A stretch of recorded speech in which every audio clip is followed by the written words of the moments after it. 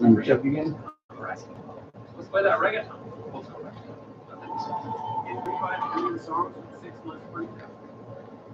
Welcome to Believers Talk and week 2 of the NFL preseason. My name is Joe.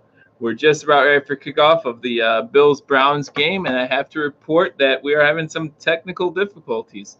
Preseason for us too here on Believers Talk. We're trying to do this for the first time, and we're hoping that by the start of the regular season, September 9th, when we go against the Ravens, we will go live for you there, and we will have that game for you as well. I was going to try to use the green screen. Did not work for me so far, but those things will happen. Like I said, it's preseason for us as well.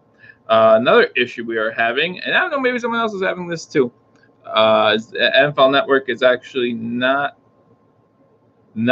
showing us the Bills game currently. They're showing us the Panthers game. So I'm going to try to pull up the Bills game on my phone. Did not work out as well as I had hoped, but we'll give it a try here.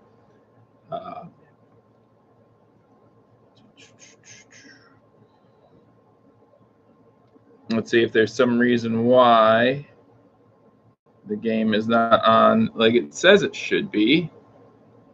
I know that in our area we're suffering from some severe thunderstorms. I'm not sure if maybe that's going on. Maybe.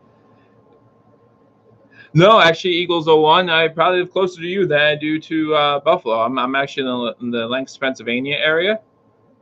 We went through our TV guide and did not find it. So I'm going to, like I said, I'm going to try to stream it on my phone, and then we'll do it that way. Whole bunch of issues to start off here on Believers Talk.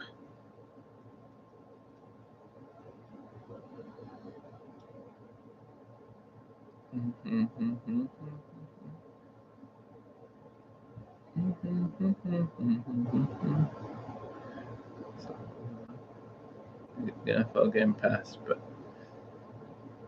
yeah, that's kind of the problem. And for the regular season, I do have DirecTV Sunday tickets, so it won't be a problem. We'll obviously get the game at that time. A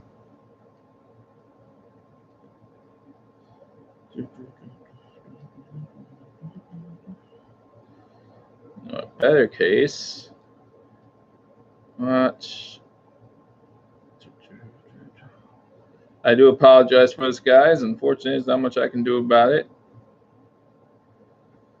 We need to do that.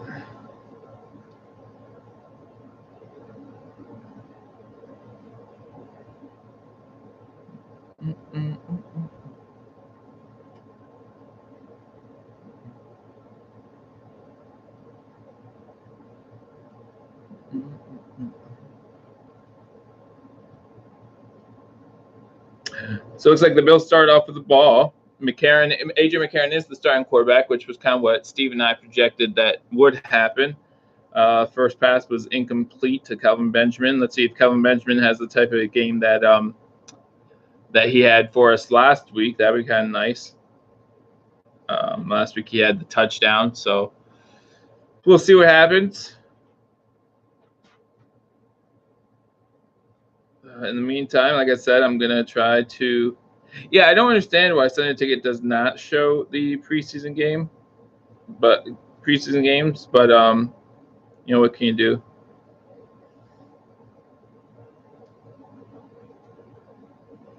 Gmail, okay.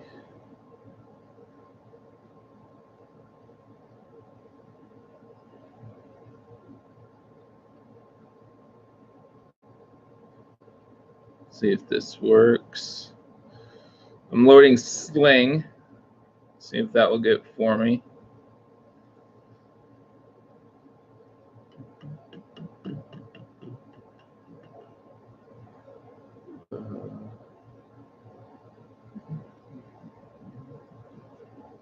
That doesn't seem to be working either, so there goes that. So I can stay on here and talk for a little bit, I guess.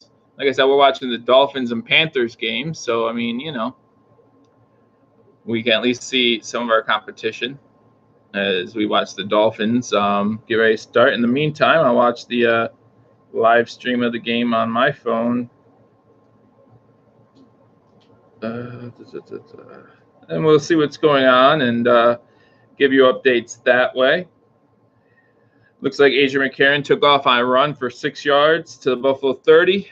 Looks like it's going to be 4th down. He'll probably punt here, 4th and 5. On 2nd down, he had a completion for -1 yards to LaShawn McCoy. So at this point, our offense looks pretty bad. We had a first down was a complete pass to Kevin Benjamin. 2nd down, a 1-yard loss by McCoy on a pass. And then 3rd down, McCarron had a 6-yard run. So it's 4th and 5, and it looks like we're going to punt away, which, I honestly want to see a little bit more of our defense after the first week. I would love to see a little bit more of our defense. I'd love to see our defense step up.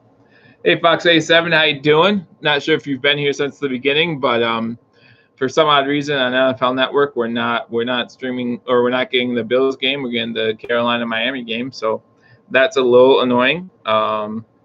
To say the least, but what can you do? Colin Schmidt just punted 49 yards, so Cleveland will start with the ball for their first possession.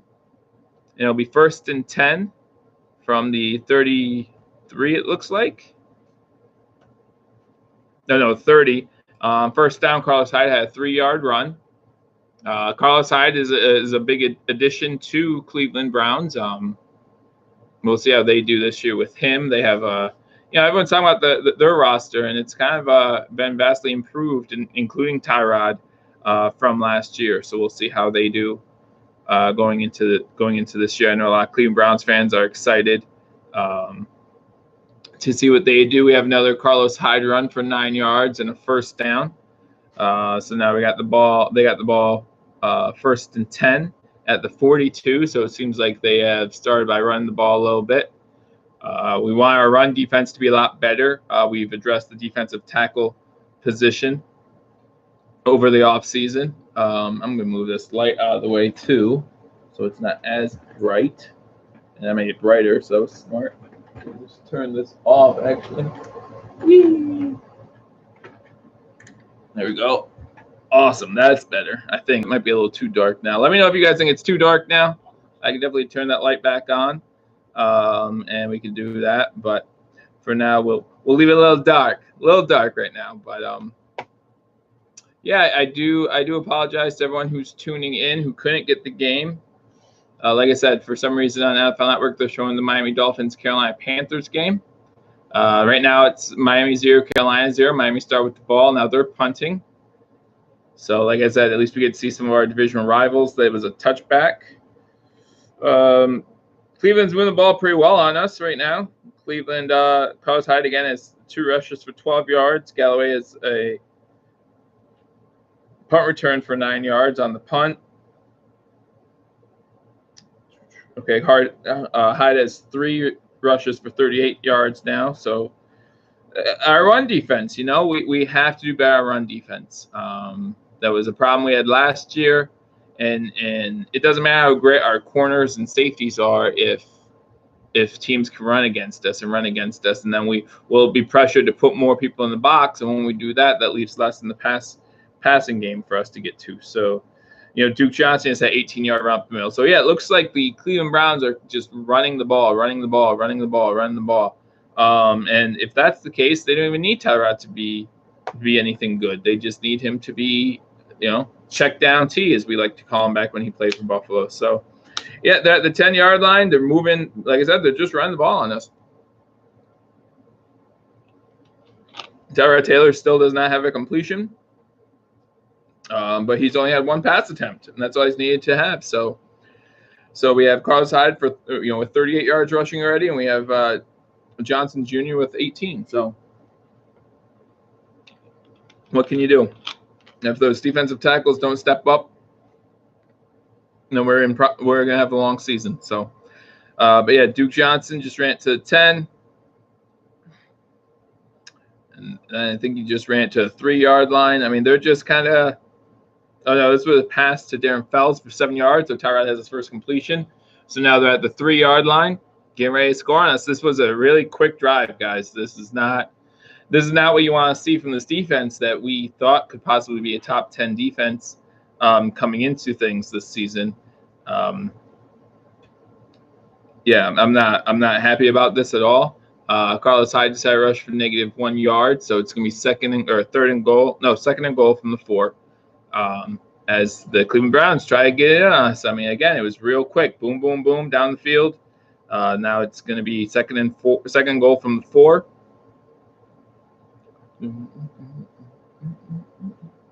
Do you, Eagles 01, do you get NFL Network? Do you know if you would get the game or not?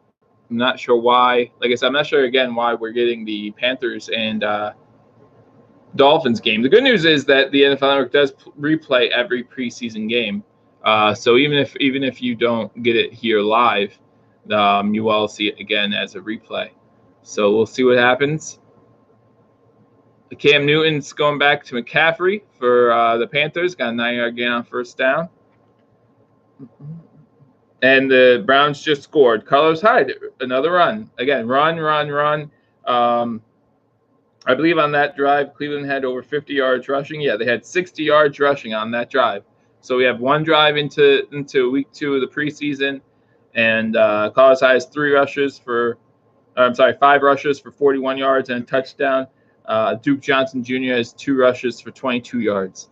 That's not a great start, guys. I believe that Harrison Phillips is starting in our defensive tackle position. McCaffrey's breaking off a big run for the Panthers here. Looks like he's going to score a touchdown.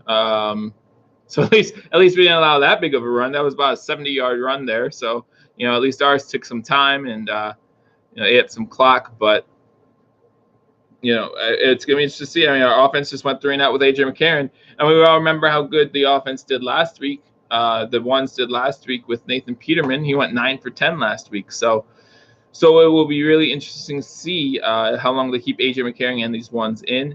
If they bring Nathan Peterman back in to play with the ones to see how he does, comparatively speaking, we'll see what happens. So, but Buffalo is going to get the ball back as the Cleveland Browns just scored to make it 7-0. Buffalo got the ball first, went 3 and out. The only positive play was A.J. McCarron scrambling for about 6 yards. He first down, he had an incomplete pass to Kevin Benjamin. Second down, he had a 1-yard loss. He passed it to McCoy for 1-yard loss, and then on third down, he ran for 6 yards. So not the start you wanted to see from the Bills offense, and not the start you wanted to see from the Bills defense. Cleveland got the ball at the 30-yard line and just ran it down our throats. They ran for over 60 yards on that drive. Tyrod Taylor only had to throw the ball twice, only complete 1 pass for 7 yards. So we're going to see if we can improve on that.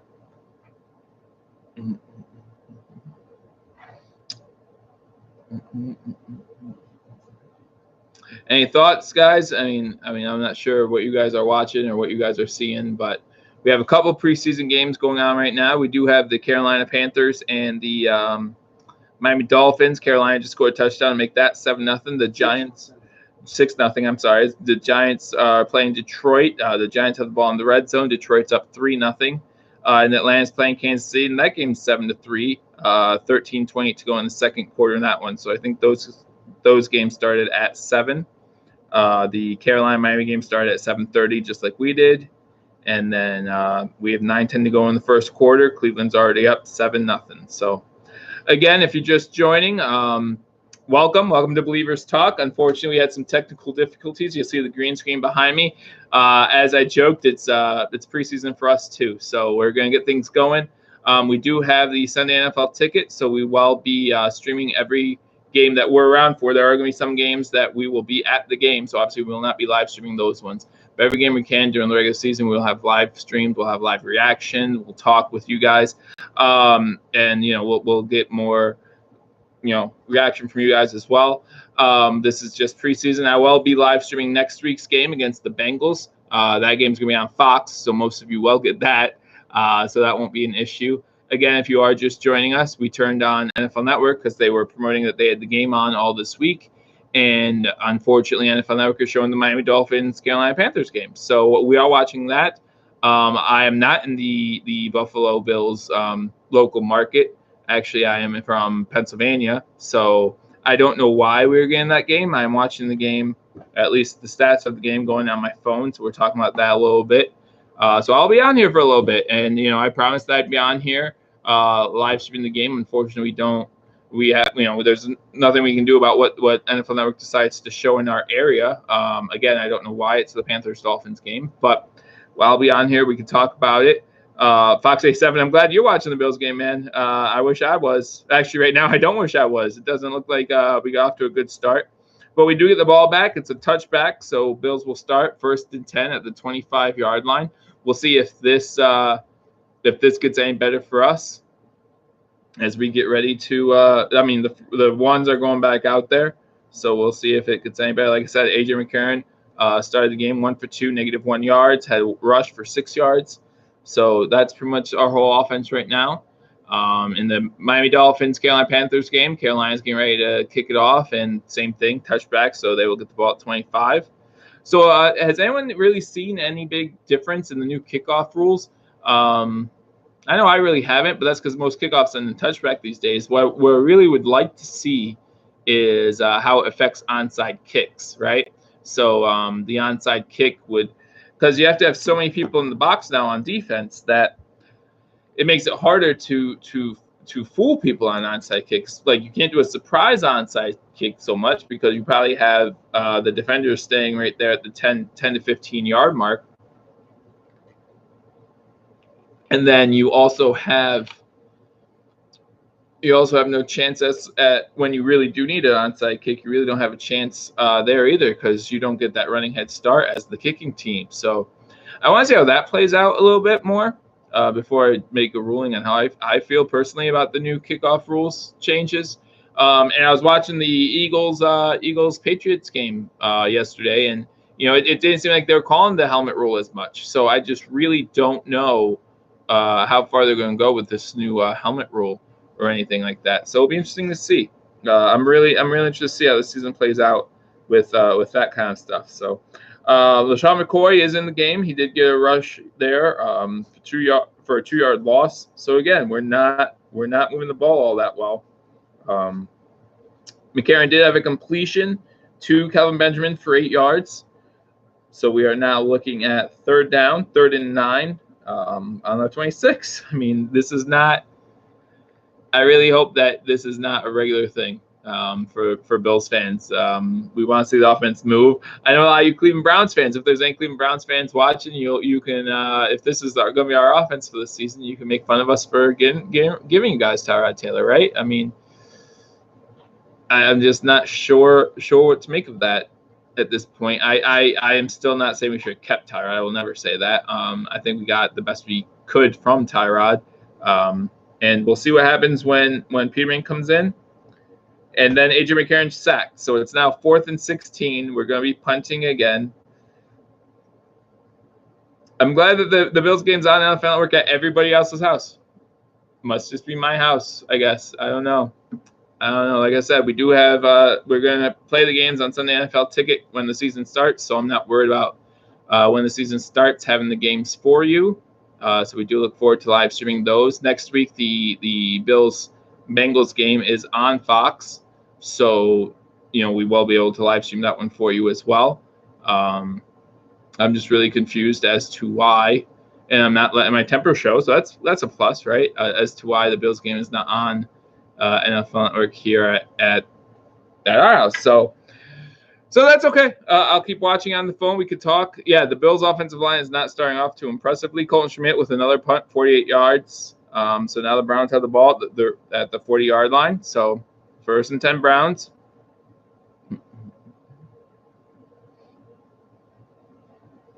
Yeah, I don't understand it at all. I planned this whole day out just to do this, and that's okay. I'll stay on here with you guys, and we'll have some fun chatting, and I'll watch the Panthers-Dolphins game because it's still football. And like I said, we have to see how Tannehill does now that he's back from injury. So we'll watch that, and I'll watch the game on my phone, and we'll just kind of chat and hang out, guys. And yeah, turn on those notifications. If you haven't subscribed to Believers Talk, I know this is not the best setting to say, hey, subscribe, yay, everything goes great here. But we are going to continue to give constant feeds, like live streams of the games. Turn notifications to let you know when we're going live, and things of that nature. Like I said, behind me is the green screen. We couldn't get that working, but we'll have that working. I'm not the most tech savvy person in the world, but I know a lot of really smart people, so they'll help me out. Sports Fury, if you are not watching them, they do live streams, and they are helping me out with trying to get this stuff working. So I'll talk to them more throughout the week, and see what we can do. So next week we'll get it working, hopefully for you, and we'll go on from there. But yeah, so the Bills punted it. So Cleveland has the ball again. Adrian McCarron's currently 2 for 3 for 7 yards. He's been sacked once. He's ran the ball once for 6 yards. Obviously, our offensive line is not making an impressive showing to start off this game, but we'll see. We'll see what happens, and then hopefully our defense can kind of step it up here. Because, like I said, the first drive, Cleveland just ran it down our throat, guys. They ran for over 60 yards on the first drive, so hopefully our defense can clean it up a little bit as well. But yeah, so Cleveland's got the ball, 1st and 10 from the 40. For those of you watching the game, what do you guys think? Anything exciting going on? I'm interested now. Now that I can't watch it, I'm interested to see what's going on. Fox 87, you say our O-line sucks. It seems like both of our lines are not doing that great right now. Hopefully they get better. I know this will not make Sean McDermott, Leslie Frazier, or Dable happy. But the thing about Brian Dable is we don't know much about him as far as success in the NFL, right? He had success in New England, but who doesn't? I mean, seriously. But what I'm trying to say is, most of Bill Belichick's coaching staff, when they try to become head coaches, just don't pan out well. And there must be a reason for that, right? I mean, maybe it's the system. Maybe Bill Belichick runs a flawless system. I don't know. And because I actually, as a Notre Dame fan, I felt for Charlie Weiss, thinking that he'd be great, and well, he didn't work out at all. You look at their current offensive coordinator when he went over to Denver to be head coach. He didn't pan out that great either. And now that their defensive coordinator went to where did he go? I know where he went. Give me a second. It went to the NFC North. Can't think of it. One of you guys can help me.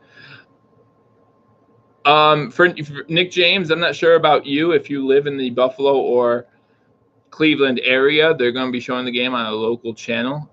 As far as me here in Pennsylvania, for some odd reason, they're showing the Carolina-Miami game. I don't know why, but that's what's going on here. Sorry, Joseph Thomas. I know you probably came on here hoping that we would have the game for you. Unfortunately, like I just said, for some reason, NFL Network is not showing it in my area either.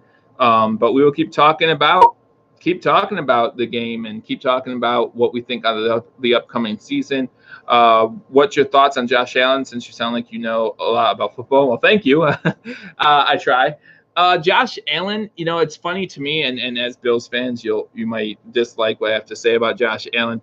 Prior to the draft, you can actually watch. Steve and I did a QB episode where we ranked our QBs coming out of the draft.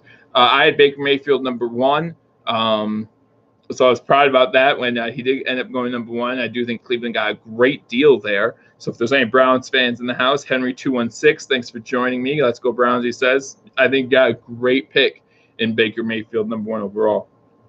Don't know why I didn't pick Chubb 4, but Ward will be a good player as well, but just Chubb would have been just a beast. But so in that video, I did talk a lot about Allen's inaccuracies, and we saw it in the first preseason game, his first throw. I liked that McDermott and Dable decided to let him air it out first throw. But if he puts that ball in the right spot, that's a touchdown. First play of his NFL career. Leads Robert Foster out of bounds. I didn't get a great angle. I saw the same angle that most of you probably saw. So I'm not sure if there was a way that Foster could have hauled that in and maybe got 2 feet in, but he would definitely gone out of bounds right after that, even if he would have caught it. But if that ball's on the money, then it's just a touchdown. There's nothing stopping Foster from getting in the end zone. So the inaccuracies are a problem. His mobility, I did not realize how much mobility he actually had. There were a couple plays where he was able to get out of the pocket, make something happen. I did think he was staring down receivers too much. And there was one in the first preseason game. There was one play that went to Ray McCloud over the middle that everyone talks so highly and praises him for that play, and that's fine. And it was a good throw. But if you watch that play, if you look on both wings, he has his running back and one of his wide receivers, I forget which one, wide open. And so, but you see him staring down McCloud as McCloud's going over the middle. So I'm not sure if. And I don't know his thought process. I'm not sure if he knew that once McCloud got to a certain point, the linebacker would not be able to get to the ball in time, or if that was just his read. Maybe it was his second and third read, and he decided to stick with it, and he kept his eyes there. But either way, I think Allen can be good, but I don't think he's ready to start right now. And I know that I mean, in my heart, I want him to start just because it's exciting when you have the franchise guy out there. But I don't know. I hope he turns out to be the franchise guy, like a lot of Bills fans hope he is. There are a lot of good things. I will be cheering for him, no doubt about it. But there are a couple things that he needs to work on. So we'll see what happens with him. Did anyone else have any thoughts on Josh Allen? Anything that I missed maybe that you guys liked? Again, his mobility was really nice in the first game, but I'm not impressed with his throwing just as of yet. I mean, obviously he has a gun. That touchdown pass to McCloud was awesome. But we'll see what happens. What part of PA do I live in? I live actually in Lancaster. It's about an hour and a half away from Philly. So not anywhere near the Cleveland, or like if I was in Erie, I would check to see if maybe they think I'm in the Cleveland area, but I'm nowhere near Cleveland or Buffalo. So yeah, so that kind of is, again, it is what it is. I'll probably be commenting about that all night because it's not that great. So the Bills defense did stop Cleveland. However, the Cleveland Browns special teams did pin us down pretty deep, and we already are on 4th and 5 again. Again, nothing exciting going on with our offense right now. We have Adrian McCarron is 2 for 3 for 7 yards, with the only good positive yardage coming from a Kelvin Benjamin 8-yard pass. McCoy does have 3 rush attempts. At this point, I would get McCoy out of there. I don't want to see McCoy getting hurt, and we all know what McCoy can do. It's not like this is indicative of who McCoy is. So he got some reps. Next week in Cincinnati is when I expect to see a bulk of the game. They did give us a score update just now in NFL Network, so it was nice of them to do that for us. But yeah, and maybe they told us why that the game's not playing in our area, and I don't volume up too high, so I didn't hear it. But right now, I mean, good news for Bills fans. It does not look like the Miami Dolphins are putting up much of a fight against the Panthers. Their offense seems stagnant, even though they get a field goal on the last drive, and their defense is just kind of letting Carolina carve them up a little bit. And other than the quarterback position, which obviously there's a big difference there, and the quarterback position is the most important position in the NFL. I think our offense can go toe-to-toe with the Carolina Panthers offense, if not better than the Carolina Panthers offense. Again, minus that QB position, which, is a big asterisk. As I say that, of course, Cam Newton does throw an interception, and it doesn't look like Cam Newton with the tackle or leads the defender out of bounds. But they're inside the 10 now, so everything I just said, scratch it. Bills will go 3 and out again. Yes, I saw that. So they're punting, and this time Cleveland's going to get really good field position. Yeah, I wonder how long. And to be honest, with this being preseason, McDermott might keep the ones in longer the more they are struggling. We've seen coaches do that in the past. Rex Ryan did that with our offense before. When your offense is struggling, what you want to do is keep them out there and put them out there against the twos. You know, a lot of this is a psych game too, right? Like you can't psych yourself out. So I mean, hopefully if the ones play against the twos, I can't show the game. Copyright law. Well, first of all, copyright laws would prevent me from showing the game. Secondly, the game is not on in my area for some odd reason I don't know. But yeah, I would not be allowed to show the game. I will be doing this for the regular season. Again, we will be showing, or we not showing games, but we will be talking during the games. I'll be watching the games live and telling you what's going on. So if you don't get the games, or you want to know what's going on, or you get the games and you don't want to listen to CBS broadcasting, you can definitely tune here to Believers Talk. Like I said, there's a notification bell. Turn on those notifications, and we will be with you. We will be with you each week, every Sunday. Again, this is a Friday, obviously, but every Sunday. Next week, our game's on Sunday. I probably will not be streaming the Week 4 preseason game. Week 4, none of your starters are going to play. At least, hopefully, none of our starters play. It really depends. I think one of our coaches before actually did play our starters in the Week 4 preseason game just because of their lack of production throughout preseason. So. Fox 87 says if you're in the Buffalo area, it's on Channel 7. So we need to release Allen. Well, unfortunately, since all of his contract's guaranteed, I don't see that happening anytime soon, at least not for the first 4 years of his contract. So I take it that CR, you are not an Allen fan at all. But, we'll see what happens. Like I just explained, my thoughts on Allen. I'm not sold on him as of yet, but we'll see what happens there. Did you CR? Who was your quarterback of choice? Who would you have wanted? I mean, obviously, we weren't getting Baker. Almost picked by the Bills. Oh, picked off. You mean? Yeah. But they're still running it pretty good. I mean, they're still trying to at least, but yeah. Our secondary, between our secondary and Tyrod, was it a bad pass by Tyrod, or was it our secondary stepping up? Again, Cleveland. I think the faster Baker Mayfield starts for you, the better. I know some people think he's not ready, but you've seen all you can get from Tyrod Taylor. Wild card quarterback at best. And then, again, in that wild card game last year, you talk about 3 points.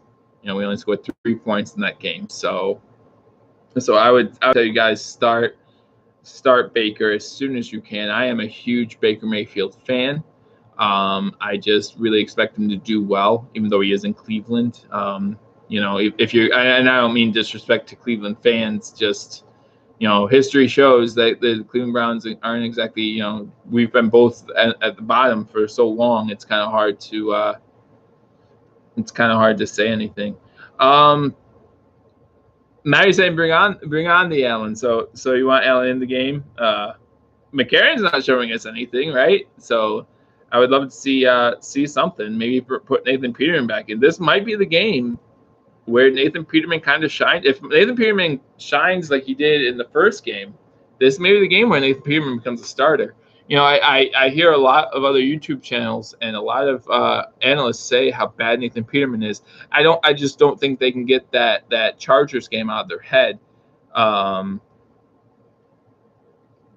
We could say it's the O-line, and I get it that AJ's not getting a lot of time back there, but this is the same O-line in week 1 that Nathan Peterman 9 for 10 against, and now Nathan Peterman was a lot quicker to make decisions. Nathan Peterman, quick 3-step, 5-step drops.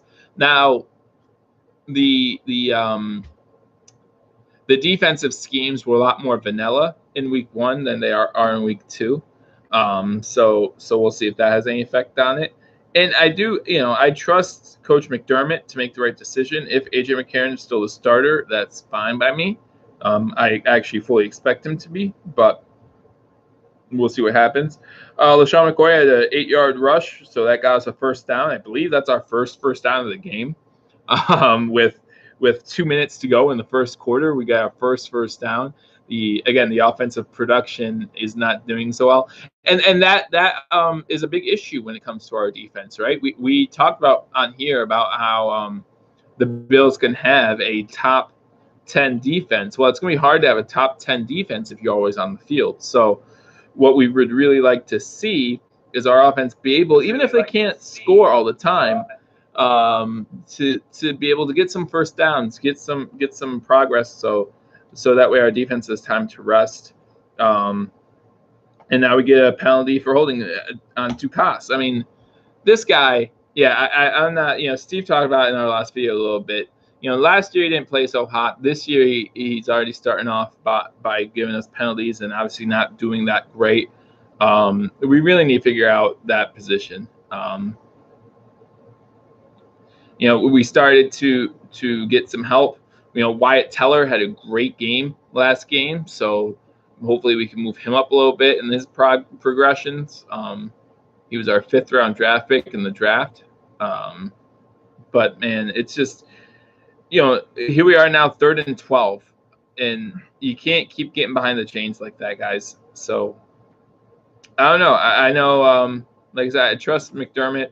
The only problem is McDermott was a defensive coach, before he came to Buffalo. So our offense is really looking at Dable to step up and kind of be the coach that can lead us. We talked so poorly on here. Pretty much all Bills fans everywhere talk so poorly about Dennison. And, Dennison's not going to look that bad if Dable comes out here and doesn't do anything either, right? I don't know. I was not a Dennison fan either, and I'm not saying anyone should have been.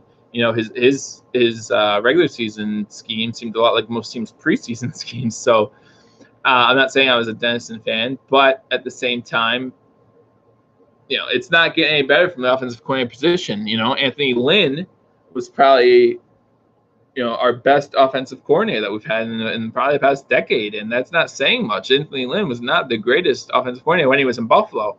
Now, of course, he got the head coaching job, but that's not, I don't know. I'm just not sold on him. Zay Jones has his first completion of the preseason. It's good to see him in action. I wonder what do you guys think about the whole incident that in the hotel room, as far as what happened with him?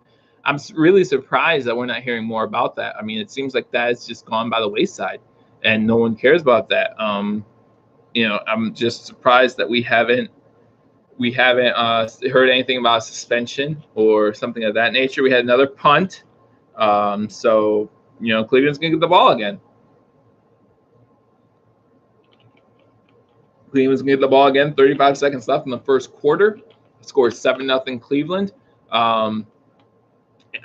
If you were listening to me earlier, I was talking about Miami Dolphins offense as we watched the Dolphins-Panthers game. Even though they intercepted Cam Newton and ran it inside the 10-yard line, they still only got field goal out of the drive. So that's a positive for us. It doesn't look like Miami's offense is much either. So, but again, this is only the second preseason game.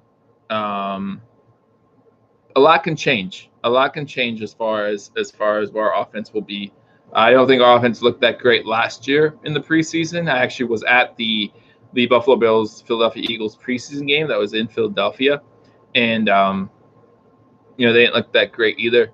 So we'll see what happens. On first down, Cleveland had a Tyrod threw the ball, Carlos Hyde, and it looks like Micah Hyde. So Hyde to Hyde. Fox 87, Micah Hyde had a nice tackle, so it was for a 5-yard loss. So now that's 2nd and 15 for Cleveland. And now Tyrod hit. No, that's just telling me who tackled.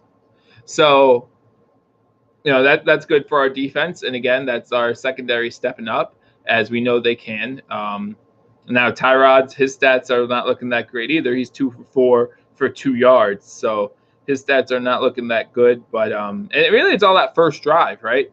That first drive, they rushed for over 60 yards. And now it's only another drive and a half. And, they only have 73 yards. So in the other drive plus that they've had, they've only ran for 13 yards compared to the 60 that they ran for on the first drive. Again, end of the first quarter, we got the Cleveland Browns beating our Buffalo Bills 7-0.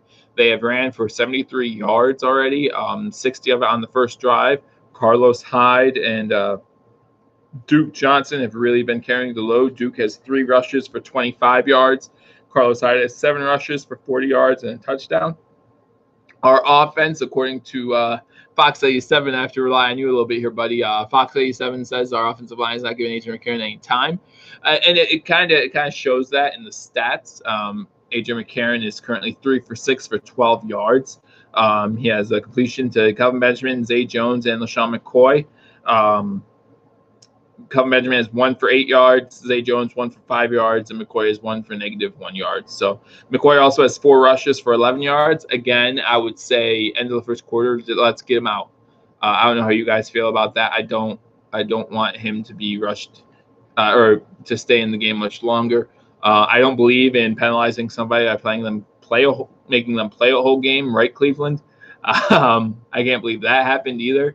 But sometimes that happens. Maybe the Bills are just warming up. Who knows? Or again, maybe this is the game. Maybe this is the game where Nate Peterman comes in and goes 9 for 10 again, or 10 for 10 like he should have. And he kind of looks better than A.J. McCarron, and maybe we go with him. Who knows? It'll be really interesting. Even if Nathan Peterman has a decent game, it'll be interesting to find out who the star is going to be for that dress rehearsal week 3 game, right? So.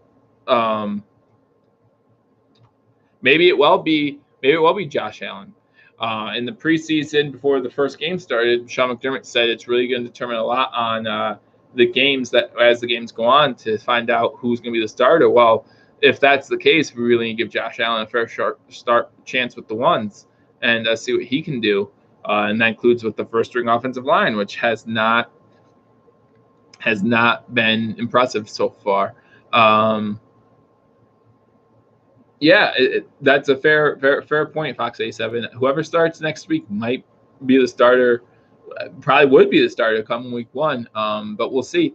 I did wonder, will he play around with maybe starting all 3 quarterbacks with the ones at some point? I mean, maybe the second string quarterback in this game will be Josh Allen, and maybe once they put in Josh Allen, maybe the ones will stay in for a little bit longer. Maybe we play McCarron for another drive, like to finish out this drive maybe, or this next drive, and then see what happens. Tyler Paddler's completed a 19-yard pass to Rashard Higgins for a first down. So that does not look good.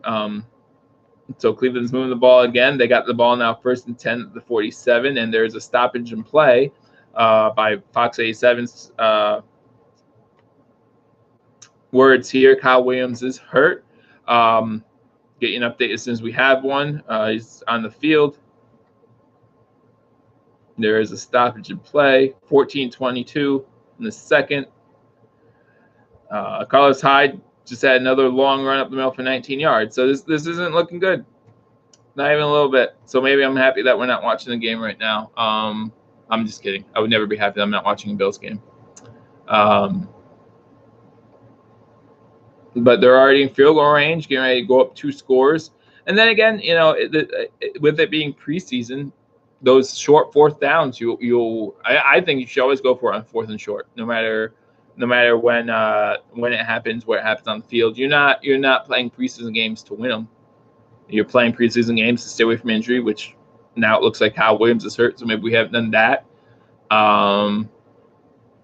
But compared to some other teams, the injury bug has hurt a lot of teams already this preseason. I mean, you look at the LA Chargers. I mean, they've already lost their tight end for the season, and they lost one of their defensive backs for the season. You look at the Eagles yesterday, losing Nick Foles for what looks like a little bit of time, and they already are out with Wentz for the beginning of the season. And then you look at the Patriots, who lost their first-round draft pick for the season yesterday too. So the injury bug is hurting a couple teams, and now it looks like it's hit us with this Kyle Williams injury. Hopefully it's not serious. Hopefully it's not as serious as it might look. But we'll see what happens, and we'll get the information out to you as soon as we have it. Obviously, you all have these smartphones now too. They'll keep us updated. on the status, like what happens. I obviously think that he's done for this game, but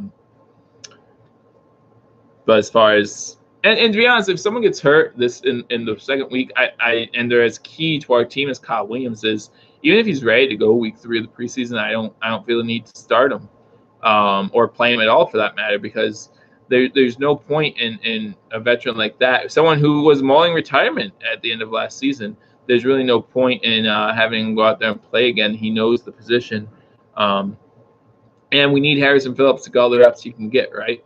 So we put him out there for a whole half and see how it goes. Again, our D-line currently is not doing much to stop the Cleveland Browns running attack. Again, we had this problem last year with our defensive tackles not being able to stop the middle, clog up that middle, and stop the run game. And if we don't have that, guys, it's going to be a lot of the same as last year.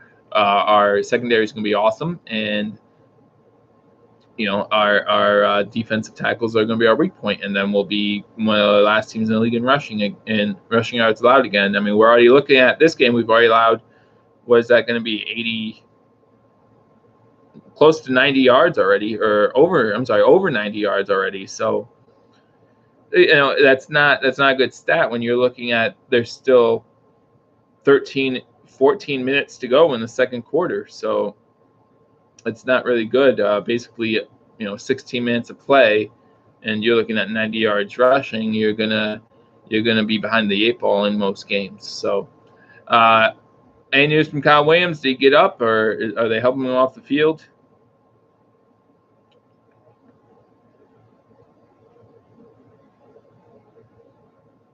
Not your same old Browns. Michael Clays, I was actually watching a channel by a Cleveland Browns fan, Mad Dog. I watched that, and I commented, I was hoping we would both stay away from injuries in this game, and so far it looks like Cleveland has at least, and we would see in the playoffs, baby, right? I mean, I think what Cleveland has done with their roster is very impressive. And you're right, they're not the same old Browns. Whether you have Tyrod back there or you have Baker Mayfield back there, there's so many weapons around. Although I don't know why everyone's talking so high on Duke Johnson. Like, I get he's a tank, and those short yardage situations, I would not say I want Duke Johnson running at me. But at the same time, he's been in the league for a little bit, and he hasn't really proven himself. And now that you have Carlos Hyde back there, that means he's going to be sharing time. But I do think as a third down back, Duke Johnson is a great option, and out of the backfield too. I know that he's really good receiving the ball. The 5-6 wins for the Browns. I haven't really looked at the Browns' schedule, but Nick Chubb, right, who they drafted, right. But yeah, the Browns, I could easily see them win 5 or 6 games. I think they're gonna. I'm sorry, big play here by the Dolphins. But I think they're gonna probably split with Baltimore. They'll at least split with Cincinnati, if not beat them both times. I am not impressed with Cincinnati. To be honest, I think the Browns will finish ahead of the Bengals in that division. So I don't know if that speaks good on the Browns or bad on the Bengals, or maybe a little bit of both. But I don't know. But if you guys don't win 6 games, if you guys go 3-13, I think that's it for your head coach, because you turn that team around basically. You clean house this past off season. You better do better than 1 win. He has 1 win in 2 seasons. I am kind of surprised he kept his job this year, and there's no reason to have confidence in him. If you ask me, I don't know, unless as a Browns fan, if you guys have seen different from him, please let me know. I haven't been that impressed with it. But yeah, if you are new to this channel, please be sure to subscribe. Again, I can't show the game, not only because it's not on my TV, but because of copyright restrictions. So if you are looking for an actual game, that's why the title is live reactions and play-by-play, because I cannot show the game. But if you haven't already subscribe. Like I said, we will be watching every regular season game. And if we're not there at the game, obviously we're at the game, we can't stream them. But if we're not at the game ourselves, I will be on here to continue to provide coverage. We'll talk Bills, the way this game's going. If this is any indication of how the regular season is going to go, I'm not looking forward to it.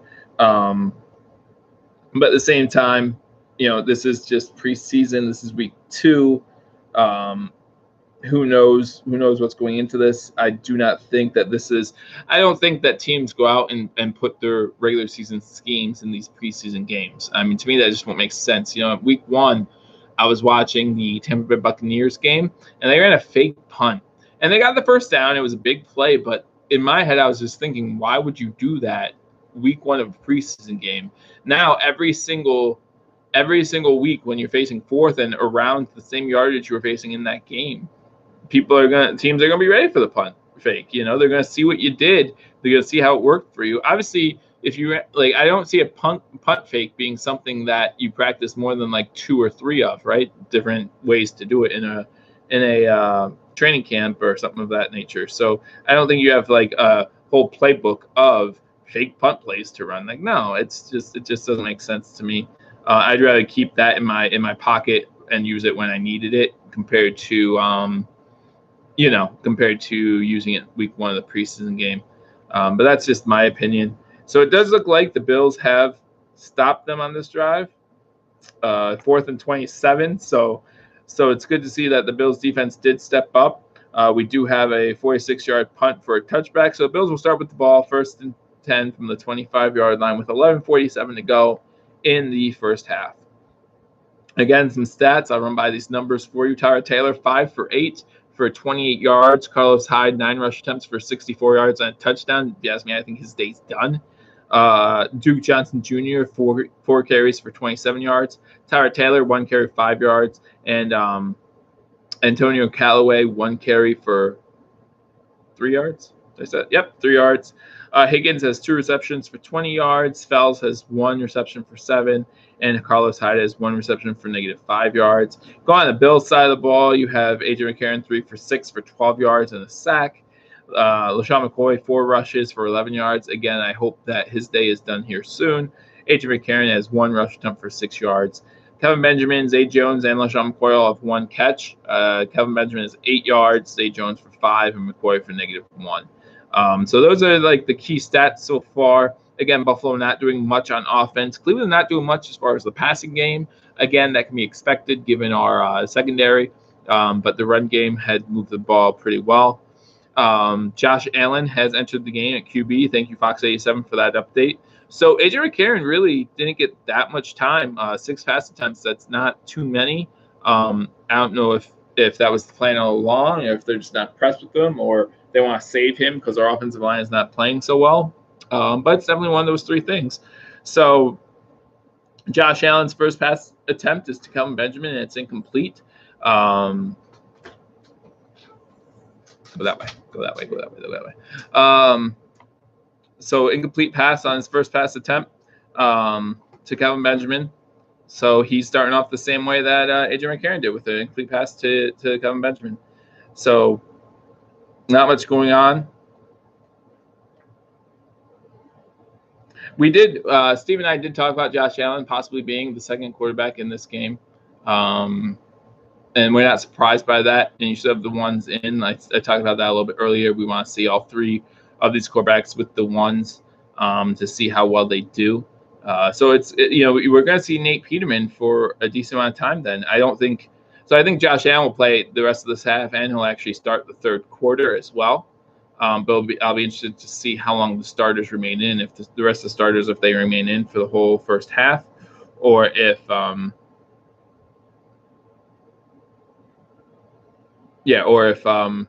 they take them out soon, maybe after this series, or maybe they'll play until the 3rd quarter. Maybe they play until we see Nate Peterman, or maybe Sean McDermott saw enough of Nate Peterman with the ones in the first game. All our possible scenarios. Who knows? It's kind of crazy. Let me read through some more of these comments. Nate looked pretty solid last week. Yeah, he did. Again, even that interception wasn't his fault. It was a little behind Chris Ivory, but Chris Ivory still got both hands on it. So you get both hands on the ball, you have to catch it. I truly believe that. I think that's called the John Madden rule. And I do believe that should be the case. Here we are in the Dolphins game. It's 9-6 Miami. Just a field goal game for them. Now the 6 points by Carolina. They had a long McCaffrey touchdown, went for 2, and missed it. So it's 9-6 here. Again, the Dolphins offense not looking that great, but neither is ours. So Josh Allen does have a completion for 8 yards. That's to Lee. Kyrie Lee actually has been playing pretty good these first 2 weeks. There might be a little bit of a tight end competition. Obviously, Clay's job's safe. And you've seen on videos that Steve and I both like our tight end situation. We both like O'Leary and we both like Thomas. But a couple of our tight ends have been stepping up in these preseason games. So we'll see how well they do. Moving forward, or if, I think last year our active roster, we did a tight end breakdown. You can go to that video to correct me if I'm wrong. I don't have the stats in front of me. I think we kept 4 tight ends last year, and Lee was one of the ones we kept. So another pass by Allen completed to Andre Holmes. And that's going to give us a first down. So now we got the ball 1st and 10. Then we have a 3-yard run, what looks like. Yep, by Marcus Murphy. I don't know about you guys. I'm a huge fan of Marcus Murphy. He really impressed me last week. I don't know if you guys have anything, if you guys were impressed with him. He had that touchdown last week, caught the ball well out of the backfield. I was just really impressed with his work. Us seeing him here with some of the ones, I think us seeing him means McCoy's done for the day. But seeing him here with some of the ones might give us a glimpse as to what our coaching staff thinks of Murphy as well, and maybe we'll see him on making the roster this year, because we do think that we are going to keep 3 running backs this year with McCoy, because last year Tolbert was like a slash, right? You had him listed as a fullback slash running back. So we wouldn't be surprised if this year we do keep 3 running backs with him not being on the team anymore. I see that Josh Allen was sacked for a 6-yard loss. Again, this offensive line, guys, we knew that going into the season, this offensive line would be very different compared to last season, due to the fact we lost Incognito, we lost Wood, and it's just, I'm not going to say that Cody Glenn was ever really a starter for us, just because he didn't play much of the year. Traded him to Cleveland, so maybe he'll do well in Cleveland. Nope, trade him to Cincinnati. I apologize. Another team in the AFC North there. And we'll see him next week, actually. So good to see him again. Going to see a lot of players that used to play for the Bills last year who are no longer with us. But Josh Allen has started 2 for 3. Again, that sack with a completion to Lee and Holmes. So both of our starting quarterbacks have been sacked. Cleveland has yet to be sacked. Again, not games are won and lost at the line of scrimmage. So with our offensive line not giving our quarterback time, and our defensive line not getting to quarterback or being able to stop the run, we're not playing Tyrod Taylor every week. That's just the way it is. We're going to play quarterbacks. I mean, look at week 3 and 4. We're going up against Kirk Cousins and Aaron Rodgers back to back away from home. So our defense is going to have to step up in those games. Week 1 against Joe Flacco. I know a lot of people don't like Joe Flacco, but he's a veteran quarterback in the NFL for a reason, and I think he's a lot more consistent than Tyrod Taylor is. That's personally just my opinion. Week 2, Phillip Rivers. Phillip Rivers is one of the better quarterbacks in the NFL. Everyone is hot on the Chargers this year.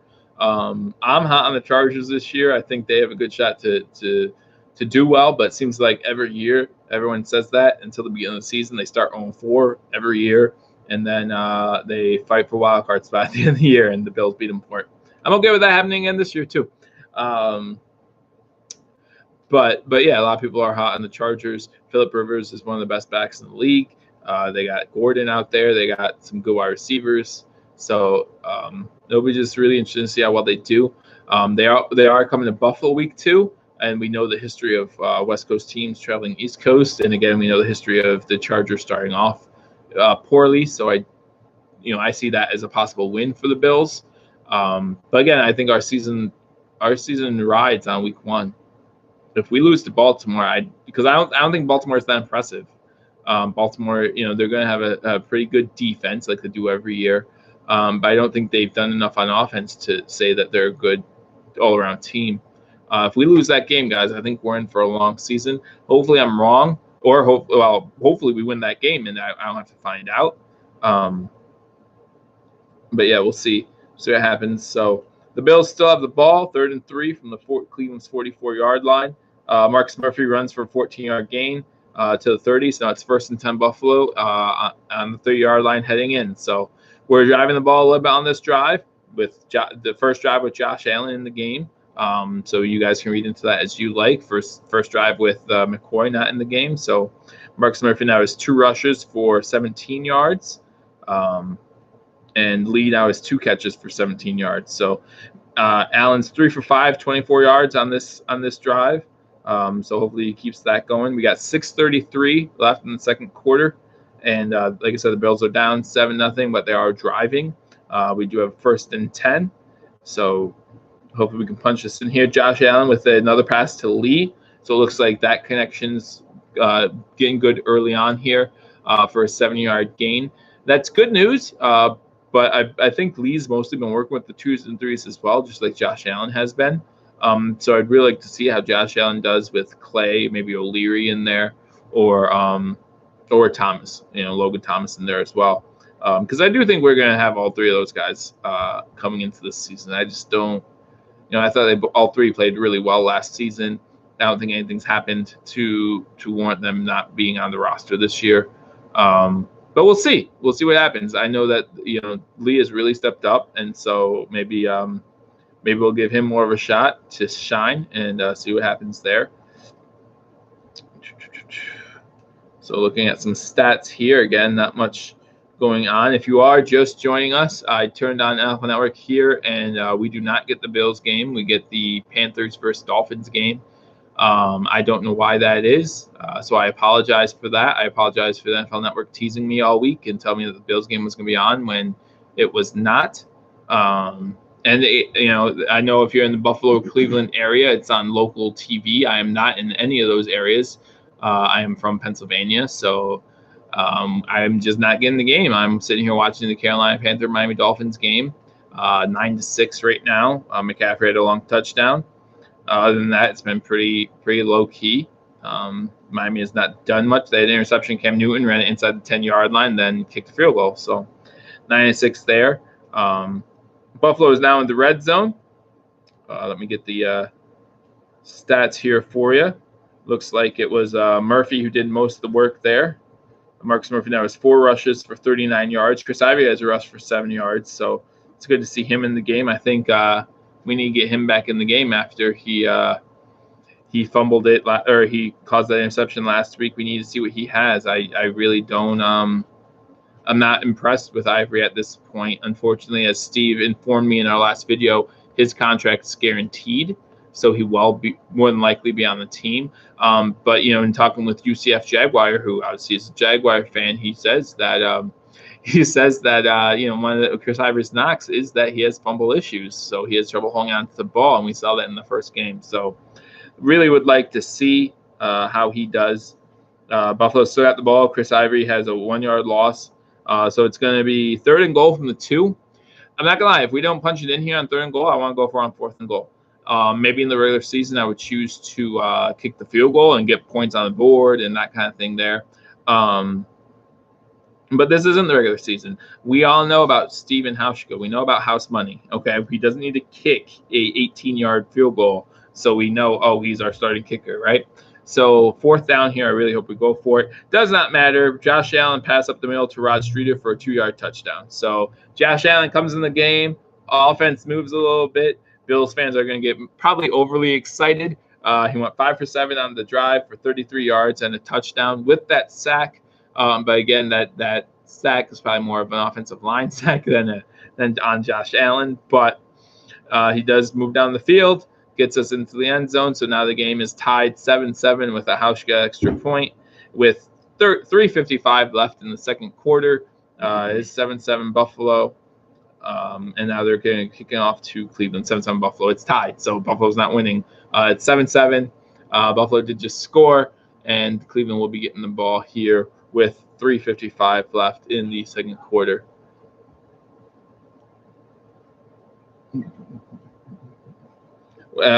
Fox 87, what do you think about that drive, man? Josh Allen comes in, gets us on the board. What do you guys think? Josh Allen, the quarterback of the future?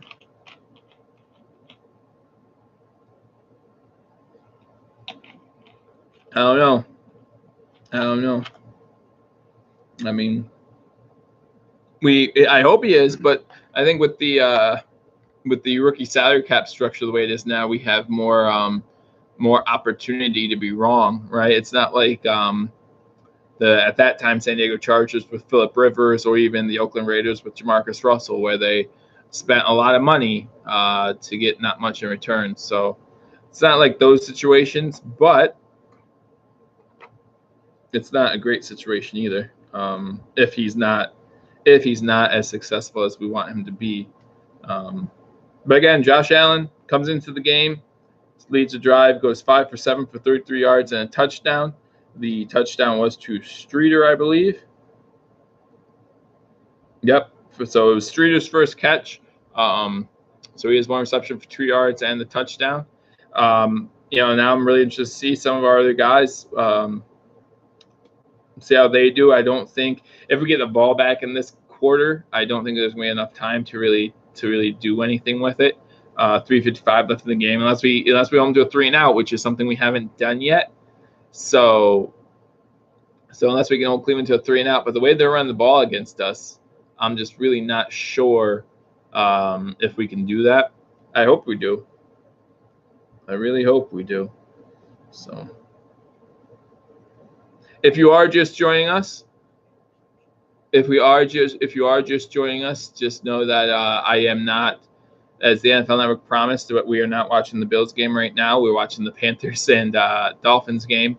I don't understand why we're not getting the Bills game. We are not in the Bills or Browns local area, so I'm not sure why that is, but I am trying to keep you guys updated on my phone here as well, just so you guys can join me here and we can talk a little bit about it and see what happens. With this the way it is, I'm not sure if I'll be streaming the whole game or not. I still might plan, because I blocked out my schedule to stream the whole game, so unfortunately I'm not going to be able to give you too much great commentary if you're watching the game, because if you're watching the game, then you will be ahead of me as far as my commentary goes, as I want to try stream on my phone. But we could sit here and talk about the Bills, talk about predictions for the upcoming season, and see what we think. See if we think Josh Allen will be the starter come week 1. Now that he has that second touchdown pass of his career. We get Nick Chubb sighting, and again, like I said, the Bills have not been able to stop the run game of the Browns. So Nick Chubb runs for 14 yards to the Cleveland Browns 39-yard line. So now they have the ball 1st and 10 at the 39. We got 3 minutes and 20 seconds to go. In the first half. That's the first carry by Chubb. So it's good to see him get in the game. I'm sure Browns fans are happy about that. Great pickup for you guys. And again, I think that just bolsters the Browns team. The Panthers just scored a touchdown against the Dolphins to go up 12-9. Other scores around the league, we got the Falcons and Chiefs at 14-10. We have the Giants beating the Lions 10-3 at halftime, and then we have the Cardinals in the red zone against the Saints. I will have all the Bills games on here that I will be, that I'm watching from my home from TV. I will be going to some of the Bills games this year, and the Monday night game against the Patriots. I will tell you that The Sports Fury should be having that game. They do cover all the primetime games. So I will probably tell you guys to go there for that game because Steve will be at the game, and I'm trying to get tickets to that game because at halftime they are retiring Thurman Thomas's number, and I feel like that would be a cool thing to go to. And it would be my first Monday Night Football game against the Patriots in Buffalo. It would be really exciting to go to. It would be a great atmosphere because we all know how Bills Mafia does it. I will be at the Jaguars game on week 11 or 12. It might be week 12. Week 11 is our bye week. So week 12, I will be at the Jaguars game. So I won't be streaming that game either. But who's Bill? Dude, Bills suck. Well, there's no apostrophe in our Bills. So who are you talking about? Is Bill in this? Is Bill in this channel right now? Is he on the feed? Because my Bills made the playoffs last year. So you better believe in the Bills. But anyway, but it's good to have you here, Josh. No matter what, it's good to have you. Your Eagles are better. Well, I can't. They made the playoffs too last year, I believe, right? So they are better right now. I will give you that. They are better right now, except for without Nick Foles. I don't know what you guys are gonna do now. Who's your quarterback? Who's your quarterback to start week 1? Is Nick Foles out for a little bit, or is it gonna be Sudfeld? Is his name? I forget who your third string is, but you won't have Wentz week 1. You probably won't have Foles week 1. So good luck to you guys too this season, man. You got that Super Bowl champ target on your front. I'm not even gonna say your back. I'm gonna say your front. Teams are gonna be giving you their best. But I've never. We don't play the Eagles this year except for maybe in the Super Bowl when you guys make it back and we make it there. So, and then we'll find out who's better, right? People don't think the Bills are going to make the Super Bowl this year. I don't understand it. People didn't think the Eagles were going to make the Super Bowl at this point last year either, did they? So, I got the Eagles green behind me. See, there you go. Just for you, Josh. Just for you. But yeah, thanks, man. Good luck to you guys too. Fox A7, Josh Allen looks good. I'm glad to hear that. He did take that one sack, but I think that was probably more of on the offensive line, just kind of like it was with AJ McCarron. Hey, Sports, very good to see you. I kind of got working. Like I said, the green screen behind me isn't exactly working, but I'll probably communicate with you guys on Twitter. Thank you for all your help. I'll probably communicate a little bit with you to see what we can talk about to maybe get that working for me. I'm not that great when it comes to tech stuff. Other than that, it's not going that great. We turned on NFL Network, and it's not even the Bills game that we're watching. So I was a little mad about that, to say the least. I'm trying to keep this channel clean, so I won't say exactly how I felt about that. Baker Mayfield's in for the Browns now. We're at the 2-minute warning. So I'm watching the game on my phone, just trying to keep people updated through that if they are not watching the game themselves. But I promised them I'd be on here, so all I can do is be on here and kind of keep giving them information that way, and we'll just work it out through there. 7-7 right now. I keep trying to keep people updated on some stats.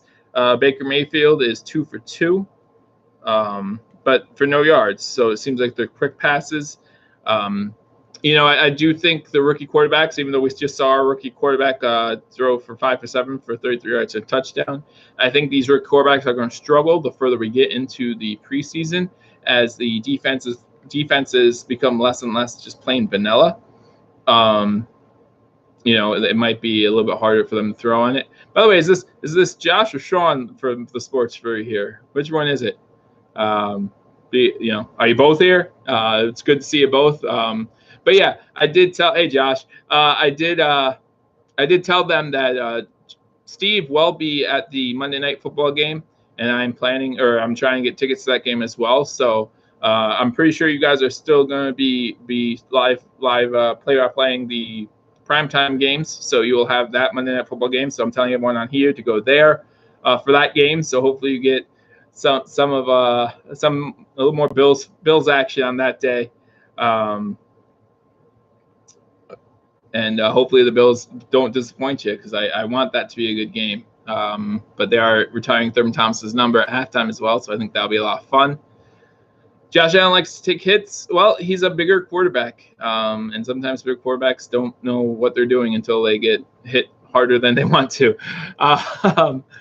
it's just as a quarterback, it takes you a little bit more time to go through your progressions. So I'm sure that has a lot to do with it as well. The game is a little bit faster than what it was in college. But it's all a learning process. That's why we have these preseason games, so that way they can learn from the best.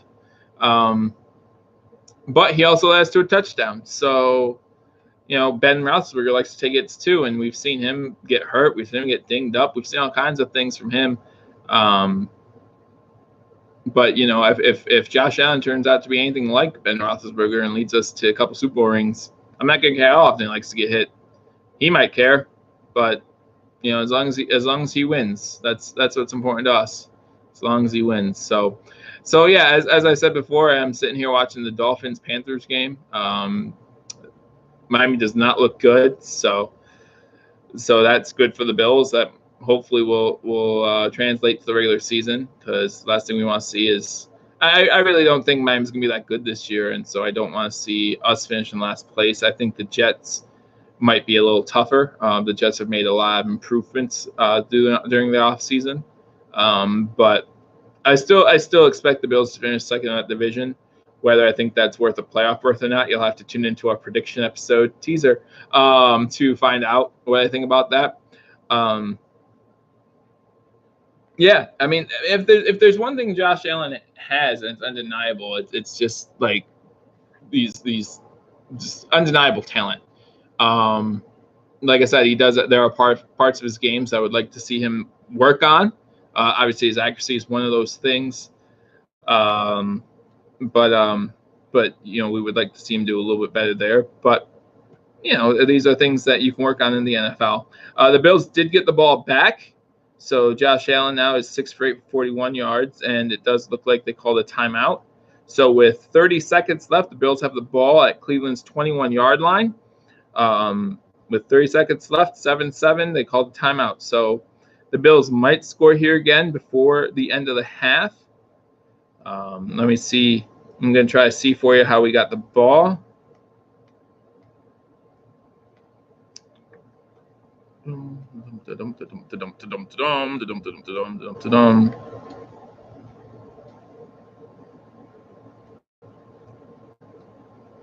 is my phone not showing me how we got the ball?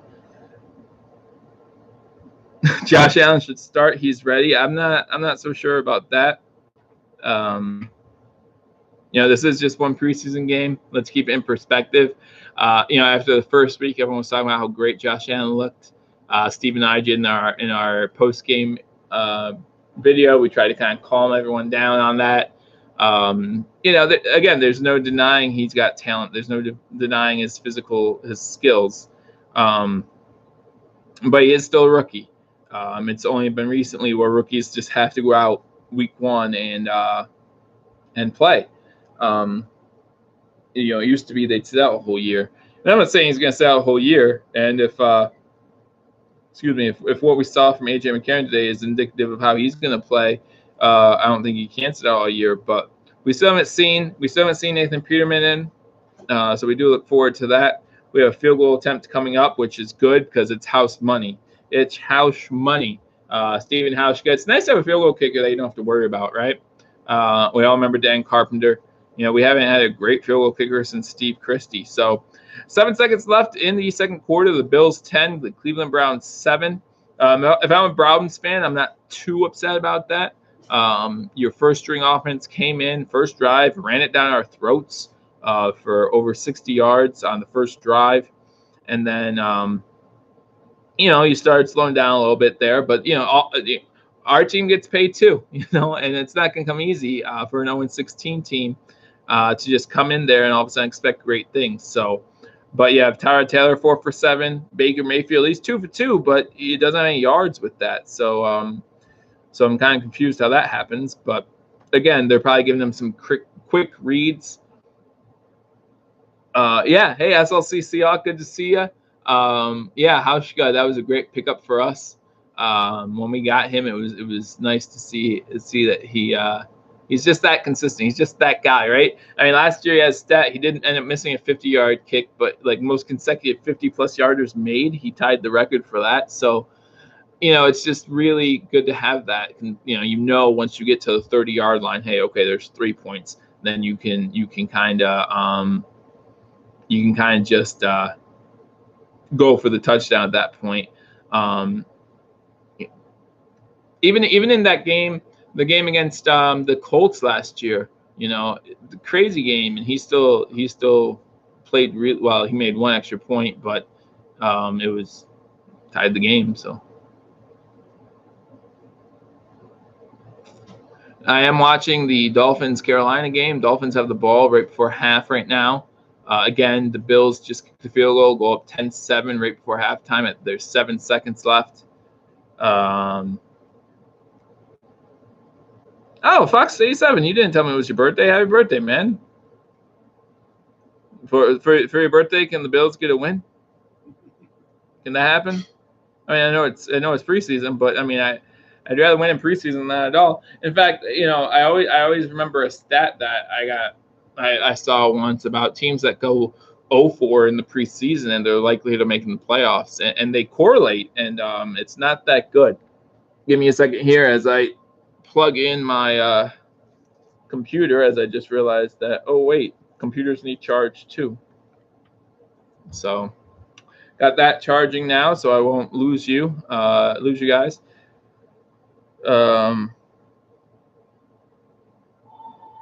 Yeah, it is Josh Fox 87. He said that he said that a little bit earlier. So yeah, Josh is with us from Sports Fury.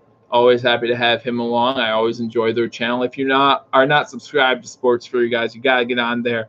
They have football, they have basketball. They did the All-Star game for baseball this year. They do some WWE stuff if you're into that as well.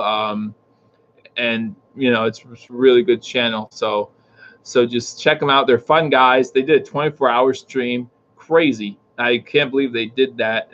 They did great. I watched it. Obviously I did not stay up 24 hours for it, so I apologize, guys. I was in and out a little bit. I saw you guys played a little beer pong. That was cool. You had a little beer pong tournament. Started talking about some things that weren't sports related, so that's kind of when I was like, but you guys, you do the conspiracy stuff, and a lot of people on your channel like listening to that, so.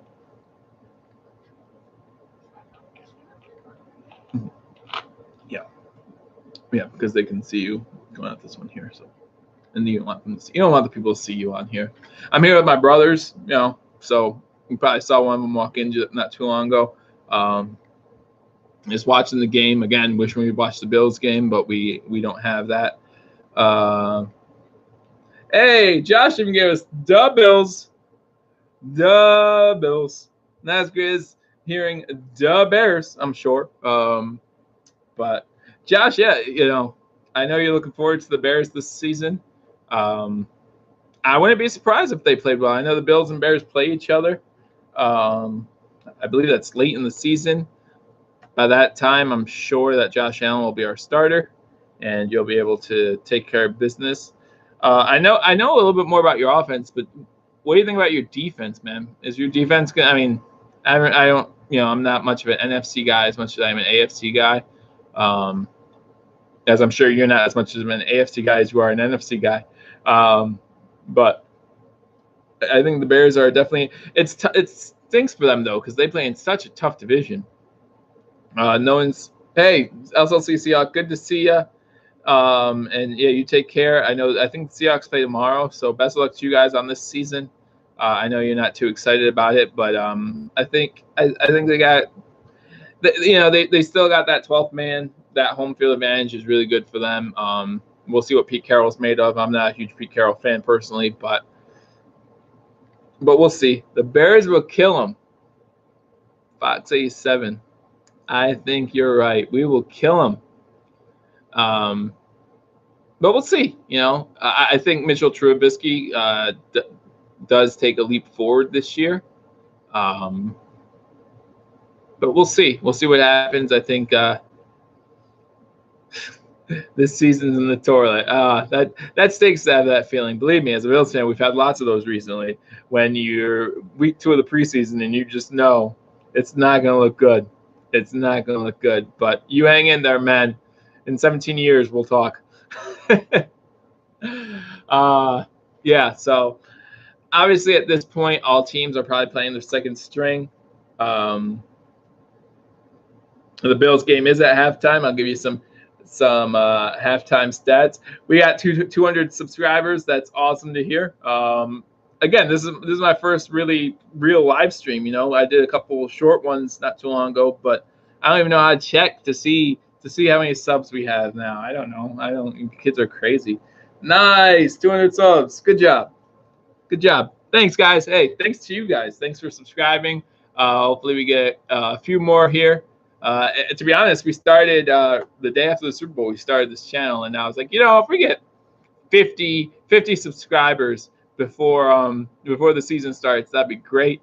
And now here we are at 200 subscribers. It's more than I could have asked for. Thank you guys, and we hope that this is just the beginning for Believers Talk. Again, if those of you joining me are not familiar with some of these channels, who I'm speaking to, Fox 87, Blue Jays fan, Bills fan, Sabres fan. I love the Sabres, so I'm really happy that you're a Sabres fan. And when we first started this channel, I was considering doing a Sabres channel.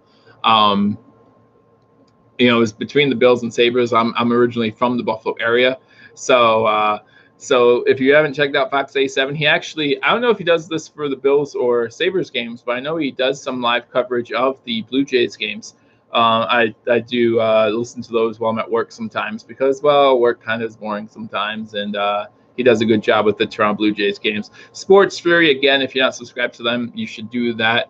They cover all kinds of sports, and they do all the primetime games, and they'll do anything, and they're just a bunch of fun guys, and it's fun listening to them. They joke back and forth. I haven't seen a stunner lately, Josh. I'm just saying, Sean has to have deserved a stunner between the last time I've seen one and now. So I'm sure that will be coming up here soon. And SLC Seahawks, he's a Seahawks fan. He does a lot of Seahawks content, and he's just a straight. He's due for another one. Exactly, he's due. I mean, I'm pretty sure he's due for one here. He came out of the basement, or I was about to say he came out of the closet, but he hasn't done that yet. Last time I said that, I can't wait for the reaction on that. But after he licked UFC Jaguar, I mean, I just don't know how he can just come out like that, but that's okay. Wow. You need to join me for a Bills game, man. That would be a fun time.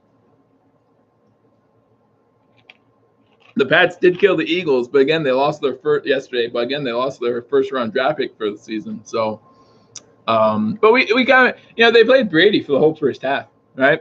I mean, talk about trying to get revenge in a preseason game. Why would you play Brady for the whole first half of a preseason game? That's just, I don't get it.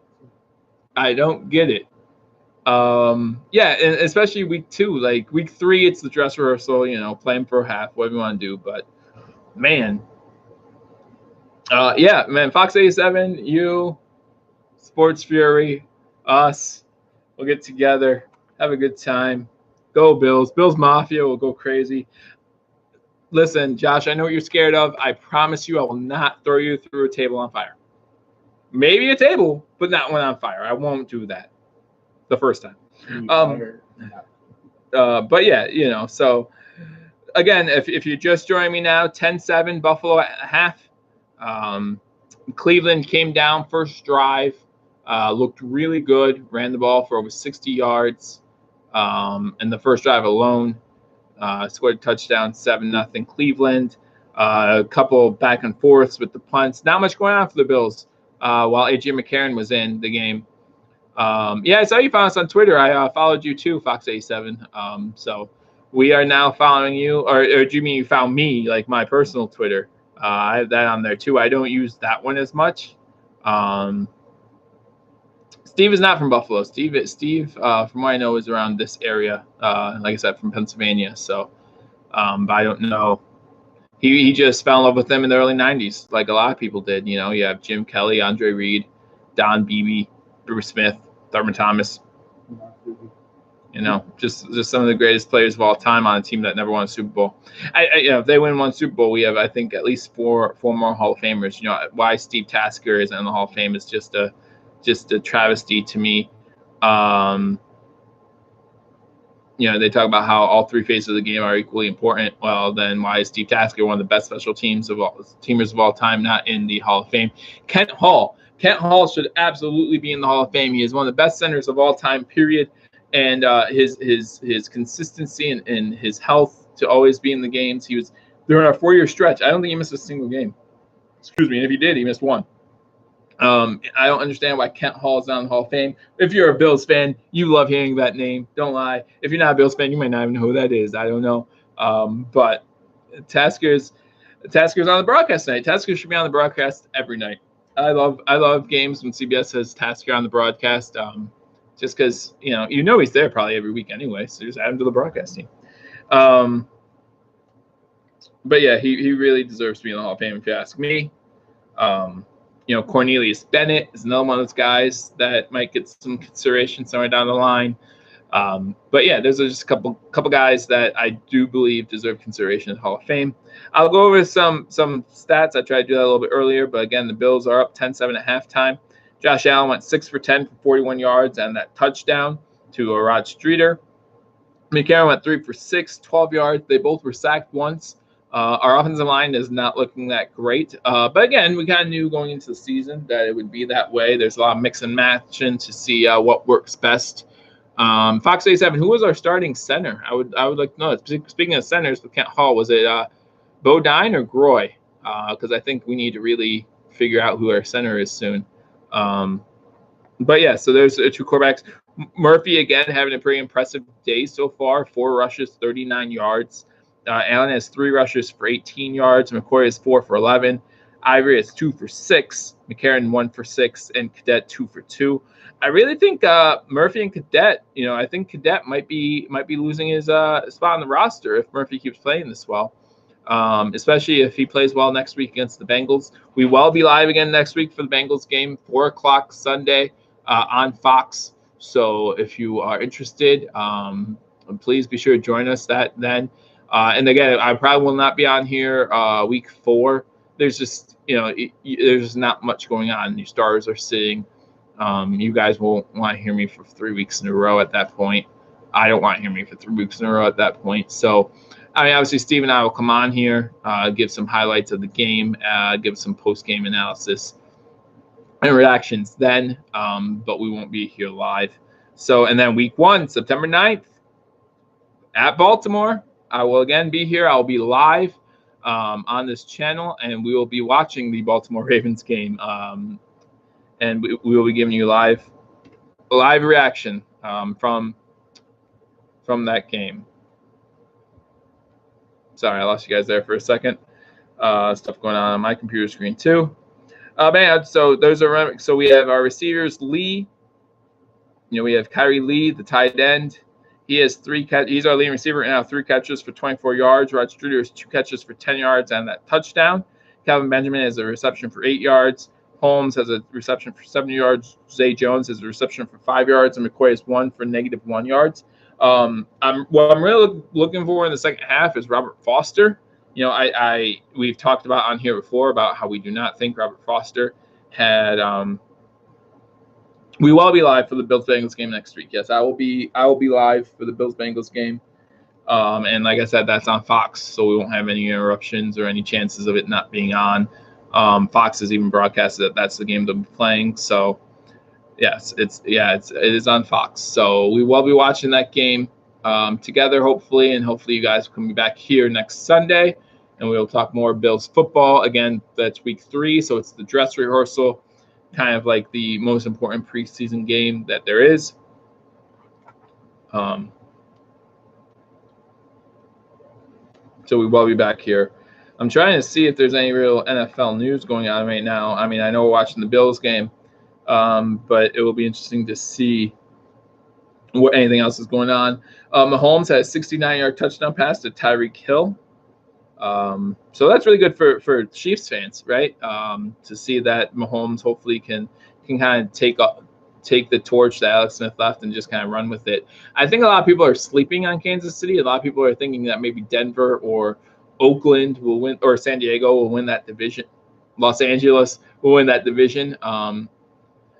But I think a lot of people are sleeping on Kansas City as the second half gets ready to start in Buffalo. Thanks, Fox A7. Just coming. Yeah, McCaffrey, I talked to you guys about that when that happened, had a 71-yard TD run. That's about it. So we'll go back to the scores. And as the Bills kick off to the Browns, Mayfield had a rush for 1-yard loss. That's all we missed there. So now it's going to be 2nd and 11 from the 24. Yep, so now we have the game.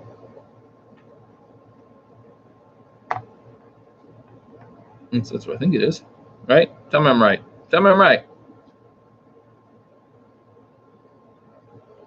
Oh, no, okay. Barry returned. This was a returned kick to the 29-yard line. So, I also agree with I think I was listening to Mike Tomlin on the radio, and he was asked, do you guys plan on taking the ball short on special teams during the preseason so there's less touchbacks? And I'm not gonna lie, he said yes, and I agree with that. Like, why would you kick the ball out of bounds? Like, you can kick the ball out of bounds. Why don't you see, especially with the new special team rules, you would want to try to kick it and see what happens. Baker Mayfield was just sacked for an 8-yard loss. So now it's going to be 2nd and 18. So it's good to see that the Bills are finally getting some pressure on the quarterback. That's the first sack for the Bills in this game. I'm trying to get the stats on who it was to let you know. Because, I don't think it would be one of our top guys.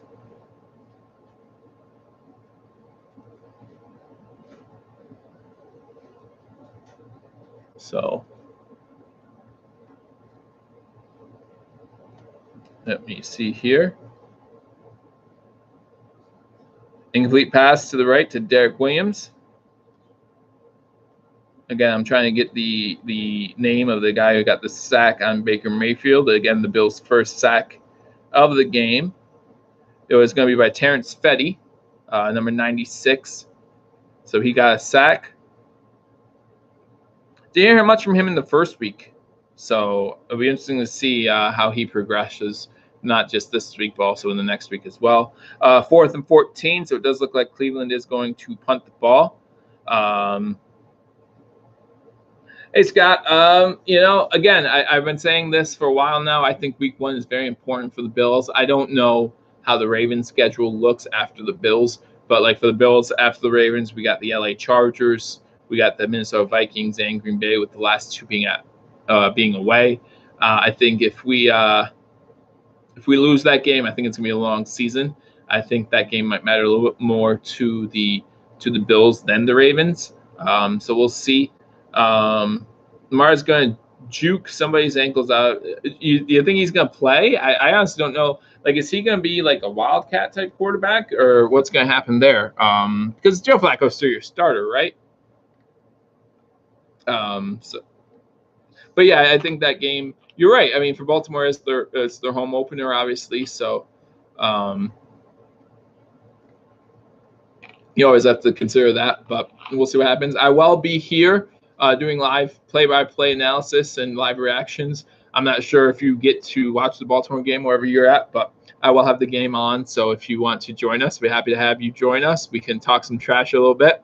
It's a little less trash talk during preseason games, but we can start getting into the trash talk. They'll have a package for him. You're right. I mean, they will. Kind of like we had a package for Webb last year. And obviously, Lamar Jackson has a better skill set than Joe Webb does. But yeah, we did have a package for Joe Webb, so I'm pretty sure you guys probably have a package for Lamar Jackson as well.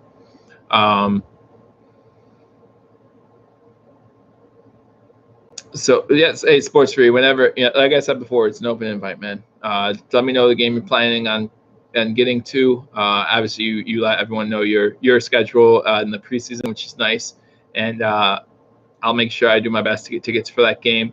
As you saw by some pictures that I recently sent you guys, time might be a little more valuable in the next coming years, but I'll do my best to get to that game as well, and then we can have some good times. But yeah, it'll be interesting to see that Baltimore game, how as Baltimore's season progresses, how they use Lamar Jackson. To be honest, I'm happy the Bills didn't get him. I had Lamar Jackson ranked pretty low on my QB rankings. I had Mason Rudolph ranked higher than him. I had Kyle Aletta ranked higher than him. But believe it or not, I've been wrong before. So, I also had Allen ranked low. So hopefully I'm wrong again. Allen's come back out to start the second half, which is about right.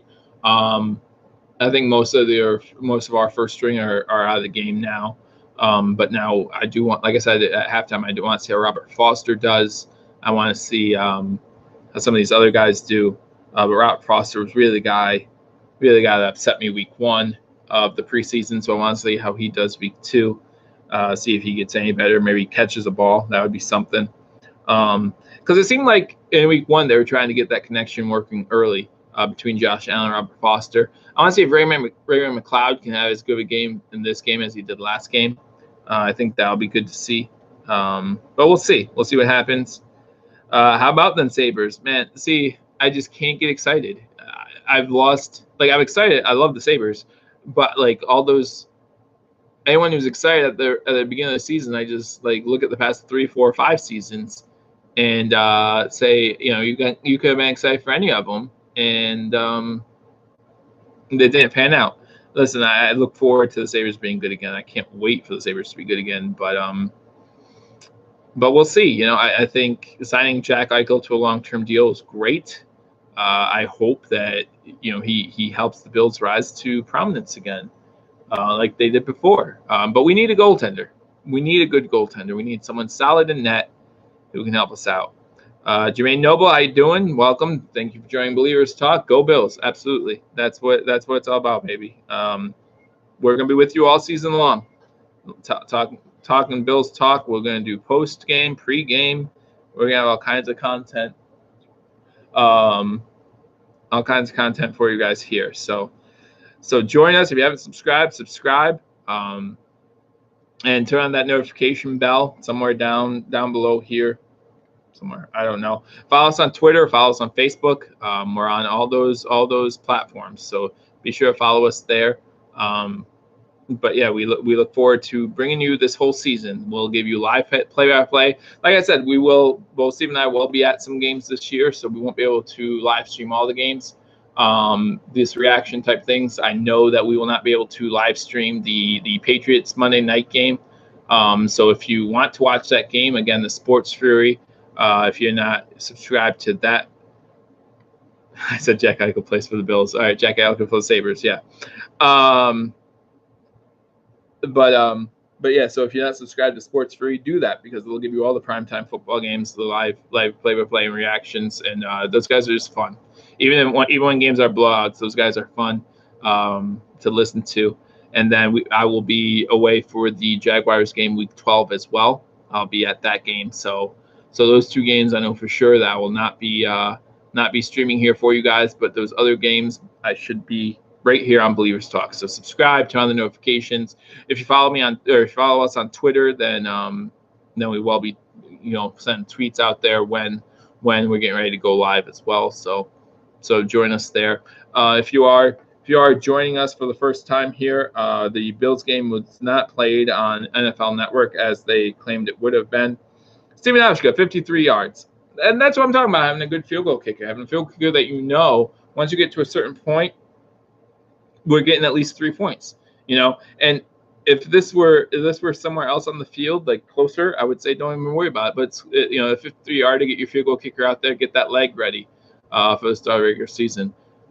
Because we'll need them. It looks like the way our offense is running, it looks like we're going to need them. It looks like we're going to do a lot of field goal tries this year. I'm not excited about that, but in fantasy, if you want or look for a kicker, get Stephen Hauschka. Hausch money. So I'm hoping that we can turn some of these drives into touchdowns. Josh Allen's now 9 for 13 for 60 yards. Lee is still our leading receiver, 3 receptions for 24 yards. Allen does still have that 1 touchdown in the first half to Rod Streeter. Going to Cleveland side of the ball, you got Tyler Taylor, 4 for 7. Baker Mayfield, 2 for 3. Not too much going on in their passing game, which again speaks to our secondary and how great our secondary is. And I truly believe that we could have a top 5 secondary easily, and we could have a top 10 defense. But we will see. We will see. So yeah, Buffalo with 10:51 left in the third quarter. Buffalo's up 13-7. Again, nothing really happening for Cleveland since that first drive, which is good. We had a rough start. Good to see our coach, McDermott, and probably Leslie Frazier, kind of get our defense whipped into shape. Because Cleveland did still have their first string out there for that second and third drive when nothing really happened for them. So, we didn't get a sack until the second half. So it's good to see us get to the quarterback a little bit. They have sacked both Allen and McCarron once. So McCarron, if you're just now joining us, AJ McCarron did start this game, as Steve and I thought he would. Didn't start off that great. 3 for 6. The offensive line didn't start off that great either. Didn't give him a lot of time back there, and that's what led to the 1 sack as well. AJ McCarron went 3 for 6 for 12 yards. Again, I'm looking forward to see what Nathan Peterman does. But I think him playing third string in this game does say a little bit. If you remember on Sunday last week, both Peterman and AJ McCarron had injury scares. So I'm not sure if that has something to do with where Peterman's playing this week or not. It's going to be really interesting to see who starts week 3. And again, we'll have that game for you right here on Believers Talk. Again, we can't play it live due to copyright rules and things of that nature. But we will have it for you. We'll have a live reaction. We'll be giving you some commentary, live play-by-play. So we have 10:51 to go in the third. Bills up 13-7. Go over some other football scores right now. Kansas City's up 17-14 with 12:26 left to go in the fourth. Giants up 17-3 heading into the fourth quarter. Miami and Carolina. Carolina's up 13-9. And Arizona's up 14-3 at the 2-minute warning there in the first half. So those are currently the scores around the league. Some more games being played tomorrow. And I think there's even some on Sunday this week. Last week, I believe it was Thursday, Friday, Saturday. And then this week, I believe they have some Sunday games. Next week, they have some games every day of the week, or Thursday to Sunday. And then the following week 4 of the preseason, all games are on Thursday. So be sure if you're interested in week 4, which can be a very interesting time because that's the week where you have the guys who are fighting for roster spots and guys who know they're not going to make the roster on this team, whatever team they're playing for, whether it be the Bills or whoever else, but they know that they need tape to show coaches for other teams. We have a lot of people are saying we don't have a good wide receiving core. Maybe they're right, maybe they're wrong, but we also have 9 wide receivers on our roster right now. There's no way we're carrying over that many. Well, there might be teams who are weak at wide receiver who see, maybe Rod Streeter, who we don't sign, or Curley, who we don't sign, or something like that. And they pick him up because they see what he did with Buffalo, and they say, we might be able to use him here on this team. So 10:16 left to go. Cleveland's got the ball at the 42-yard line. Nick Chubb is still in. Baker Mayfield is still in. So it'll be interesting to see how they play in the second half. Again, Baker Mayfield's 2 for 3, but he hasn't completed a pass for any yards yet. So it'll be interesting to see if they let him kind of rip it. Last week he got a chance. He threw for 2 touchdowns. It was everyone was impressed by Baker Mayfield. But as I said before, with the defenses becoming less and less vanilla, as some people say, just plain defense, go out there and do what you can. As that happens, it gets a little tougher. We saw 3 of the rookie quarterbacks, all 3 of the top 10 rookie quarterbacks, or top 7 or 9 rookie quarterbacks do really well, with Josh Rosen being the only one who really didn't do that well. But we saw all 3 of them, Baker Mayfield, Josh Allen, and Sam Darnold all play really well last week because, the defenses are just not as scheming as much as they would be the coming weeks afterwards. So So we'll see how they do. Obviously, Josh Allen had a pretty good game. Sam Darnold didn't play as well, I don't think, yesterday as he did week 1. We have a 4th down again, 4th and 3 from the 47. In this situation, preseason week 2, I'd go for it. Yeah, in a regular season game, you'd probably punt. But again, you're not looking for the win here. You're looking for situational football. So let's say you're losing 13-7. It's 4th and 3 in the 4th quarter. What are you going to do then?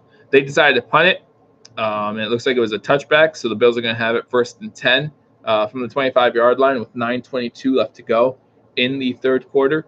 So, they didn't do what I said, which isn't the first time a team's done that. But again, I think you want situational football in the preseason. That's what the preseason's all about. How does Baker Mayfield react to a 4th and short towards midfield? How does your defense react to when your offense doesn't convert a 4th and short from midfield? Can your defense give you a 3 and out? Now, does it matter as much since it's not the first string defense in there anymore? No, I think it actually matters more now, because you want to see how these young guys do in these situational spots, right? How most of your veteran players are going to do in situations because they've been in those situations before. But how about those rookies? How about those guys who have been on practice squad teams? Those guys who really haven't gotten a lot of reps on 4th and 3s.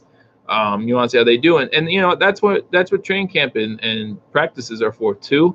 You see a lot of times these teams have these dual practices now, and we just saw the Redskins and Jets get into a huge fight.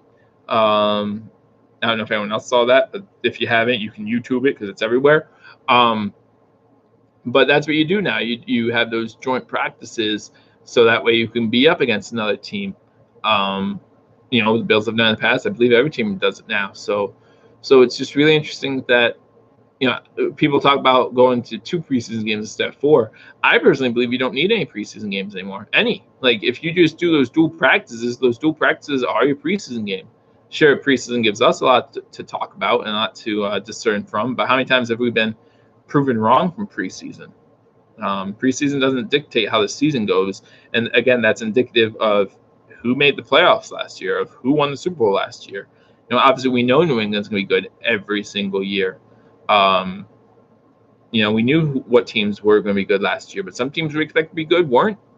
Whether it be because no one can predict that Aaron Rodgers is going to get hurt week 5 or 6 or whenever it was, and then Green Bay not be as good because obviously without Aaron Rodgers, they're not going to be as good. And you could say about any team who loses their starting quarterback. Without your starter, you're not going to be that great. But we can't predict that. Who's to say Tom Brady? I don't want to see injuries ever. But who's to say Tom Brady doesn't get hurt week 1 again? Last time the Patriots didn't win the division was because Tom Brady got hurt week 1. They had to bring in Matt Castle. They still went 11-5, but they didn't make the playoffs at that point. So 13-7, 9 minutes to go. Travaris Cadet just had a rush up the middle for 5 yards. So it's now going to, and that was on 2nd and 5. So it's now 1st and 10 Buffalo. Interesting stat. My phone might be acting up here too, so give me a second here. Marcus Murphy is still our leading rusher with 4 rushes for 39 yards. Cadet now has 5 rushes for 9 yards. 6 rushes for 13 yards as he has a rush up the middle for 4. So now it's going to be 3rd and 6 from our 24-yard line. I want to say 34. But Nate Peterman is now in the game. So Nathan Peterman, he starts the game 0 for 1. Again, I really want to see if our roster makes any noise this game, because he's obviously lost something because he's down a little bit further on the depth chart. I think in the last game he was in by this point, so in the second half, and now Nathan Peterman is going to be in for the rest of the game.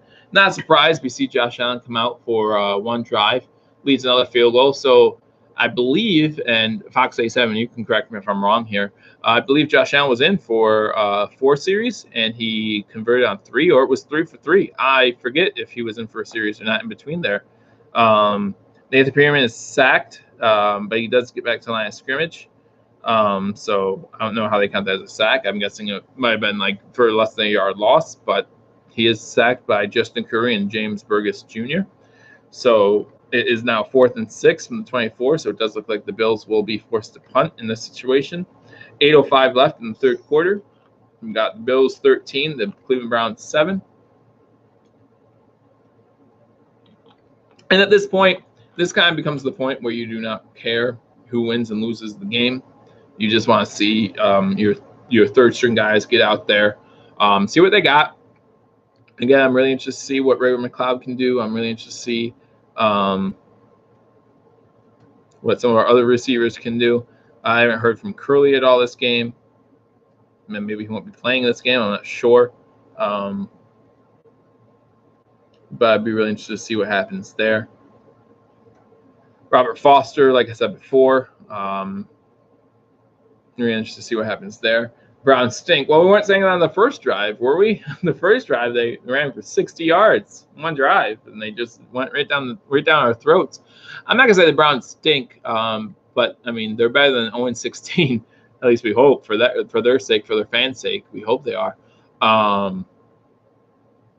But yeah, it's not. You can't go from 0-16 to a playoff team, or at least you can't be expected to. You know, I forget. Excuse me, I forget the name of the Browns fan who's in here a little bit earlier, and maybe he's still with us. But he's at about 5-6 wins, and that I don't think that's out of the realm of possibility. And I think that should be considered as a success if you're a Browns fan. It stinks saying that at the beginning of a season that 5-6 wins is a success, but you know it's good to see. Good to see that they are improving at the same time. You know, we've gone through seasons like that. We've gone through obviously not 0-16, but we've gone through 3-13 seasons and 2-14 seasons that, you know, the next season we're optimistic that we get 7 wins or 8 wins, you know, and you know, during the drought, there was a lot, it seemed like there were a lot of 7 and 8 win seasons. It just seemed like every time was a 7 and 8 win season. And so it looked like there were only little tweaks we had to make, but really we should have overhauled a long time ago, you know. Fox 87 just gave us an update. Kyle Williams is out for the game with a knee, so hopefully it's not too serious. You know, obviously we did get Harrison Phillips, but we don't want to force him to be the starter. You know, we want him to kind of gradually work his way into the game. So we'll see what happens. Cleveland has the ball midfield. Nick Chubb just had a rush for no yards, tackled by Adolphus Washington. So we'll see what continues to happen as we continue to talk about the Bills here on Believers Talk. If you have not subscribed, subscribe. If you're a Browns fan, we welcome you. Glad you can join us. Glad we can sit here and chat a little bit and not take it so seriously, right? It's still just the preseason, week 2 of the preseason, and you know, again, your first drive looked really good. Driving, at least running the ball did. I said this in the beginning, I would try to start Baker Mayfield as soon as possible. But yeah, no, Fox 87, I agree with you. If Kyle Williams, whether he, you know, even if he is okay, even if it's just a precaution to keep him out this game, you might as well have that precaution keep him out the next game as well. Because there's really no point in starting him. He knows what he's doing there in defensive tackle, and you want to start the young guy, Harrison Phillips, to see how his progression is going, and see how he's doing. We do have a false start on Cleveland, but I do think there's been a big play by Cleveland as well. But Fox 87, you correct me if I'm wrong. You just put catch inside the 20 for the Browns. So now they're in. Yeah, there we go. 26-yard completion to a Devin. I'm going to mess up this last name, so if you're a Browns fan, you might get mad at me. But Cajuste, Cajuste. So 26-yard completion to Buffalo Bills' 20-yard line. So now they are in the red zone. It will be interesting to see what they do here. I think if they score a touchdown, you have to kick the extra point just to get the lead. The score is currently 13-7 Buffalo with 4:55 left to go in the third quarter. The Cleveland Browns drew the ball inside the red zone. They just got 8-yard run from Nick Chubb, so they're now at the 12-yard line. As we try to keep you updated here on Believers Talk, 4:25 left in the third quarter, 13-7 Buffalo. Cleveland is in the red zone, getting ready to score. And again, a lot of your second and third stringers in here now. If you're just joining me, AJ McCarron started the game as expected, went 3 for 6, didn't look too sharp, but at the same time, his offensive line didn't give him a lot of time. And then you had Josh Allen come into the game, led us to a touchdown drive. He scored on at least 3 out of 4 drives. I'm not sure if he only had 3 drives or if he had 4, but he did lead all of our scoring drives. So that's good to see. Maybe that's something that Bills coaches have to consider. Us fans can say what we want about who we want the starter to be. Steve and I are both proponents of letting your rookies sit for a whole year before you start, but that's all indicative on how your starters play. If Josh Allen's the best quarterback and he's obviously the best quarterback, then you have to start Josh Allen. But if he's not, if it's 50-50, I say go with the veteran guy, even if that is Nathan Peterman, because Nathan Peterman does have a couple starts under his belt. Even though you say, look what happened in the LA game. The LA game, I think there's so many special circumstances in that game that led to that atrocity of a first half that Raphael Bush just got a late hit penalty, which I know at this it doesn't really matter inside the 10, but those are big keys when you're looking at making a roster. Those are big spots. You don't want to be making those penalties. I think first and goal from the 6 is a lot different than first and goal from the 3. Some people actually like first and goal from the 6 better. It gives you a little more space, more room to move around. But I'm not sure about that. I want to be as close to the end zone as possible. The closer I can get, the better. Especially when it's first down. That means you have more chances to punch it in. Nick Chubb rush for 1 yard to the 2-yard line. So it does look like the Browns are at least going to score here. I do also wonder, and I said this last time, that the ball, if they don't score on third down, it's only second down right now from the 2, but now it's third down. Rush up to the left for no gain for Baker Mayfield. On third down, if they don't convert, what do they do on fourth down? To be honest, I'd go for it. Again, you don't need a field goal kicker to tell you, hey, I can make an 18-yard field goal this year. Like, you hope that you can. I mean, if he misses 18-yard field goal, what do you do at this point?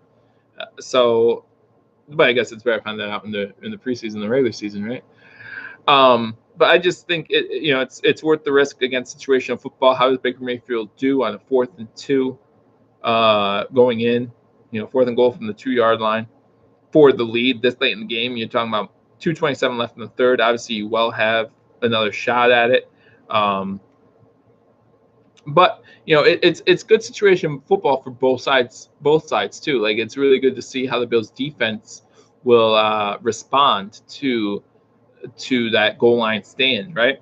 So Baker Mayfield again with the rush, pass interference on Cleveland. So now it's going to be third down and goal from the 12. So, again, some people say that it's better for Cleveland. That gives them more space. Yeah, I don't know, but obviously we had to accept the penalty in that spot. So third and goal from the 12. Yeah, Fox 87, did he catch the ball when we accepted the penalty? I take it. I mean, I think we would obviously decline to otherwise, because we would rather it be fourth down than third at any point, I think. But yeah, so it's going to be third and goal from the 12. Now it's an interesting situation. That changes my scenario, fourth down. So yeah, I think now if you stop them on third down, you have to keep the field goal. You gotta get points at this situation because you're not going to go for it on 4th and 12. And it was defended. There was a pass broken up by Terrence Fetty, who had the sack earlier too. So a couple good stats for him going into this game. So that's good for him. He did catch it, but was PI. Yeah, I figured he would have had to for us to accept that penalty on third down. So pass interference on the Browns negates a touchdown. They do kick a field goal. Field goal is good. The score is now with 2 minutes and 20 seconds left. Or I'm sorry, 2 minutes and 16 seconds left. The Buffalo Bills 13, Cleveland Browns 10. So 31-yard field goal by Ross Martin. So it does make the score 13-10. Some stats for Cleveland after that drive. You have Baker Mayfield, who was 5 for 8 for 44 yards. I believe all 44 of those yards came on this drive. He started the drive 2 for 3, so that means he went 3 for 5 for 44 yards on that drive. Nick Chubb has 7 carries for 34 yards now. Steve's doing good. Last I heard from him, I think he's watching the game as well. I'm just not sure where he's watching the game from, but yeah, no, he's doing well. I wanted to make sure he still wanted me to do this live stream, even if he's not there. So we're still going strong. Thank you for the compliment.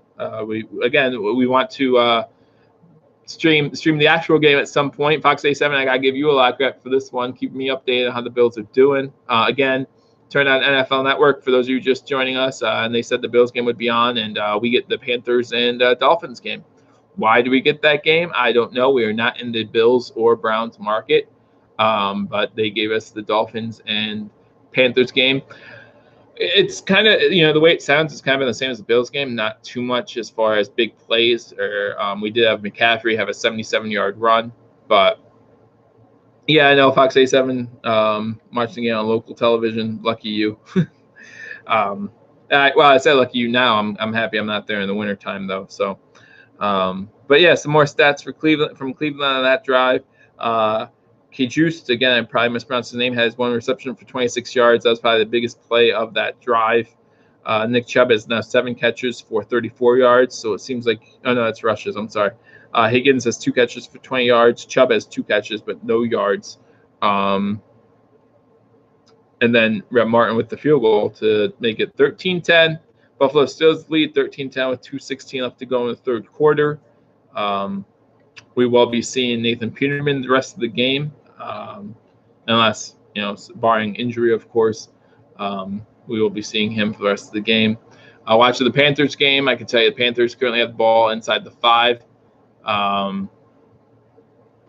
Moving out. So they have 97. Now they have 98.5 yards to go after a penalty. Some other scores from around the league. Giants are taking care of Detroit 24-3. Big news in that game basically is everyone wants to know about Saquon Barkley, obviously. I don't see any stats for Barkley, so I'm not sure if he even played in this game. But yeah, the Giants are up 24-3. The Kansas City Chiefs are up 28-14 on the Atlanta Falcons.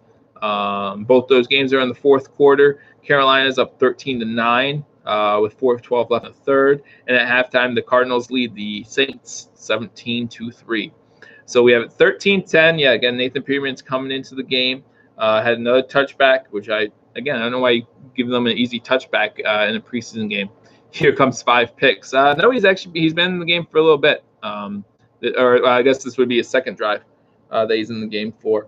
Everyone talks about that 5 interception game. No one talks about that game in Indy where he threw the touchdown. Him and Joe Webb led us to that win. Nathan Peterman got injured in that game, but and then what are you going to talk about next? The interception he threw against Jacksonville when he was in for 2 or 3 plays after Tyrod got a concussion. There's so many things to remember about that Chargers game. Kelvin Benjamin went out in the first play or two in that game. The first interception Nathan Peterman threw was just kind of tossed in the air by a fullback. I forget what it was, but yeah, it was an easy interception. There were at least 2 of them that were easy interceptions. I don't know. I think Nathan Peterman's gonna have to live with that for a long time. But I don't think that that's all his fault. I think there was an incomplete pass to Dupree. The Dolphins just got an interception here in the third quarter, so obviously the starters are not in anymore. But we got 2nd and 10 from 25 for Buffalo here. So Cantech TV, I'm not sure if you're a Bills fan or not, but what would you think about Nathan Peterman being the starter at the beginning of the year? Because, it's either him or Josh Allen in my book at this point. Because, A.J. McCarron hasn't looked that great. I still, in my mind, I still think that A.J. McCarron's going to be the starter at the beginning of the year. Just he's the most veteran guy. He seems to be the most reliable when they talk about camp and in practice. But it just hasn't really, he had a good game last week, but nothing compared to Nathan Peterman. But this week he didn't really do so hot, and that could be blamed on the offensive line. But the offensive line isn't going to change, guys. Our starting offensive line is going to be our starting offensive line. That's not going to change, and maybe we want to mix and match a little bit more. With Bodine and Groy especially, but it's not going to change all that much. So we got 13-10. Got 3rd and 18 after Nathan Peterman tried to run the ball. Illegal forward pass by Nathan Peterman for -5 yards. So he ran for 2 yards and then tried to throw it forward. So to be honest, that to me that's more insulting than throwing 5 picks. You need to know where you are on the field. that kind of takes away from everything I just said about how good he looked in the first game. Yeah, to me that's just you can't make that play. That's just not a good penalty. Not a good penalty at all. So now the Bills have the ball, 4th and 10. So now they're going to punt because that does come with a loss down as well.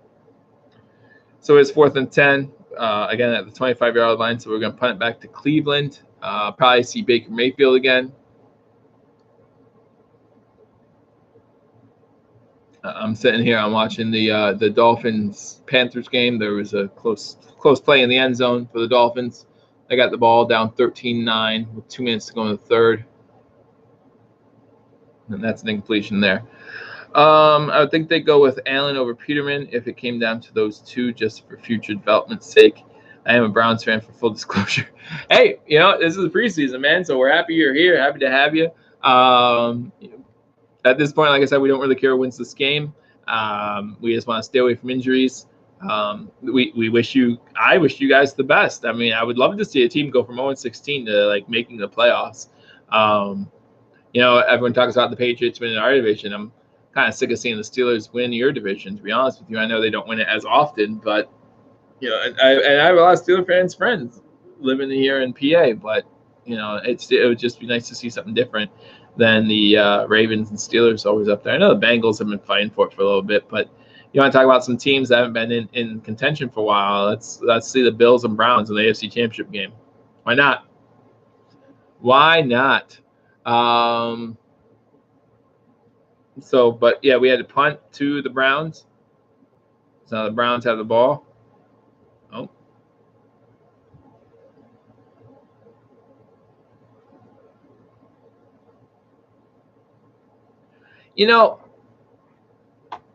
Well, first of all, I am happy that Tyrod, Candid Tech just asked what I think about Tyrod, but to the Browns. I think Tyrod played out his course in Buffalo. I really do. 3 seasons. His first season, I believe, and Steve helped me believe this way, but his first season was his best statistically. It was good to see him make it to the wild card playoff round, but then to only put up 3 points as an offense. We had the ball. I mean, if you think about it, we had the ball first and goal at the 2 in that Jaguars game. Get an offensive pass interference call, and we just can't do anything with it. So, with that being said, however, I think Cleveland's a great spot for him. You pick up Landry, and I think Landry is almost that perfect Tyrod complement. In Buffalo, we had Kelvin Benjamin, and I just don't think their games meshed as well. Kelvin Benjamin is a 50-50 type ball guy, and Tyrod doesn't know how to throw that ball, which I think is one of his biggest weaknesses, is throwing that go-get-it ball. But Landry is the type of receiver who will get space, who will do those undercut routes and things like that to get open. And I think Tyrod can hit those. Tyrod can hit those short routes, those quick routes, and he can also hit that long ball. Those are 2 things that he's really good at. Injuries, especially in preseason, injuries seem to happen more than in regular season for some reason. Maybe just newer guys, they don't know what they're doing as much. So, but I think Cleveland's a good fit for Tyrod, and I think Tyrod's a good fit for Cleveland. I still believe what I said in the beginning of the video, and I will stick to it. I still believe that you guys want to start Baker as soon as possible. If you want to go back to our quarterback video before the draft, I had Baker Mayfield as my number 1 quarterback. He was number 1 taken, and I think you really want. I would really think you want him starting for you guys.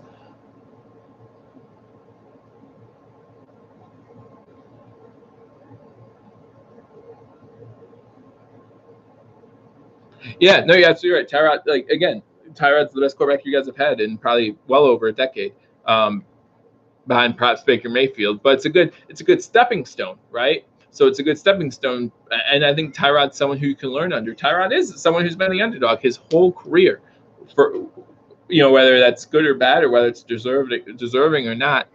He's someone who's been an underdog all year. But we'll see. I do think Tyrod will start for you guys this year. Again, I think I would love to see Baker out there for you guys. But I think Baker has some learning to do, kind of showing up in this game a little bit. But as I say that, of course, I see Baker Mayfield as a 13-yard completion to Damari Scott. So the Browns do have the ball again. They're at the 48-yard line, and that's the end of the third quarter. It's going to be 1st and 10 on Cleveland's 48-yard line. Go figure. The one the so-called experts were saying was the most ready has been the worst one. I think all three teams will start the rookies. Now, I think the Browns will start Tyrod. I think the Bills will start AJ. The Jets one will be interesting. I hear a lot of people talking good about Sam Darnold yesterday. I wasn't that impressed with him. I think McCown's still the starter there. I really do. Teddy Bridgewater is obviously the man left out there. Teddy Bridgewater is our Nathan Peterman, right? You can look good in preseason, and hopefully that helps you get another job because you're not starting with the team you're on.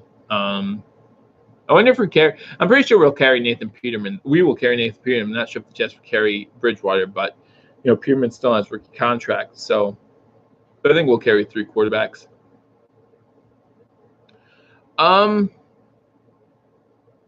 Yeah, I'm still. Yeah, I still think it's between McCarron and Allen. I just feel like that 5 interception game was a little too much for fans to overlook and for coaches to overlook. Whether it's his fault or not, I do think Sean McDermott might have made a rash decision to start Peterman. But everyone was happy. I was happy about it at the time. I wasn't happy with Tyrod's production. You look at the Jets game, the Saints game, and there was another game in there where Tyrod just didn't look good. Hey, Havana, you know what? Sorry that you live in Miami. That must be tough. But yeah, we're going to be here. We're going to be streaming as many games as we can. I will be streaming the game next week against the Bengals, and I will be here week 1 when we are starting the regular season against the Baltimore Ravens. So if you don't get a chance to watch the game, or if you want to watch the game and don't want to listen to CBS broadcasting, you can turn in here. We'll have the chat going back and forth, so we'll be talking to you. Obviously, I can't show the game due to copyright, but you can definitely come join us. Nick Chubb just had a 1-yard run, so the fourth quarter has started again with 14:26 to go in the fourth quarter. Buffalo's up 13 to Cleveland's 10. So welcome, Gary. Our prediction video chat is not out, or video is not out yet.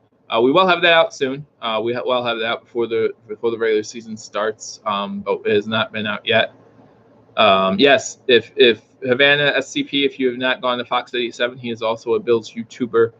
He also does the Toronto Blue Jays, and he does the Buffalo Sabres. If you're a Bills fan, maybe you're a Sabres fan as well. So I do enjoy listening to some of Fox 87's videos. Subscribe to him. But yeah, to let you know, our prediction video will be out before the season starts. I just don't know when that will be. That might be something we'll work a little bit more on this weekend as well. But we'll have some more content out for you guys. Absolutely, continual content. Hey, Eagles One, glad you're back. We did not. So I'm still keeping track on my phone. Fox 87 is doing a good job keeping us updated. We've had 2 injuries so far. Kyle Williams is done for the game. And hopefully it's just this game. And again, I agree with Fox 87. We both said that if Kyle Williams is healthy for the next game, we still want to start him for the next game. Josh Allen's looked pretty good. He's out of the game now, but AJ McCarron went 3 for 6. Didn't seem to look that good. All 3 of our scoring drives were led by Josh Allen. So we're excited about that. It might give more people that, oh, Josh Allen should start, but I just don't think he will. Yeah, Havana, I'm not in the Bills or Browns media network, and yet I'm watching the Carolina Panthers and the Miami Dolphins game. I don't understand why. The good news is about NFL Network is they are going to replay all the games, so we will get to watch it again.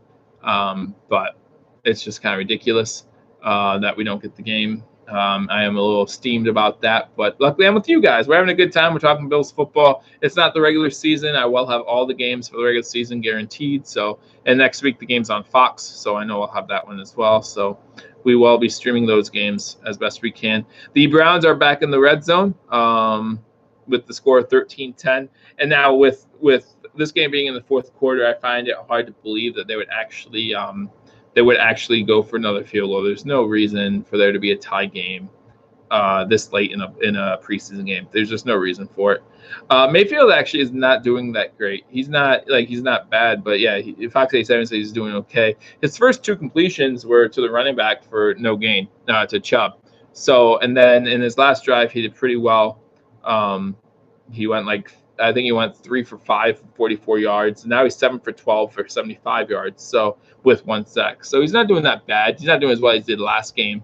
And like I said, I think that's going to be more indicative of those defenses getting more schemes in place. Getting more not so vanilla on defense. We saw all 3 of the good quarterbacks, or all 3 of the early round drafted quarterbacks do well in week 1. I think it's going to be a little harder to do well in week 2. To be honest, of all 3 of them, I think Josh Allen did the best. Josh Allen, I have it here 9 for 13 for 60 yards and a touchdown. But he's out of the game now. Now Nathan Peterman was the third guy put in. So he's out of the game now.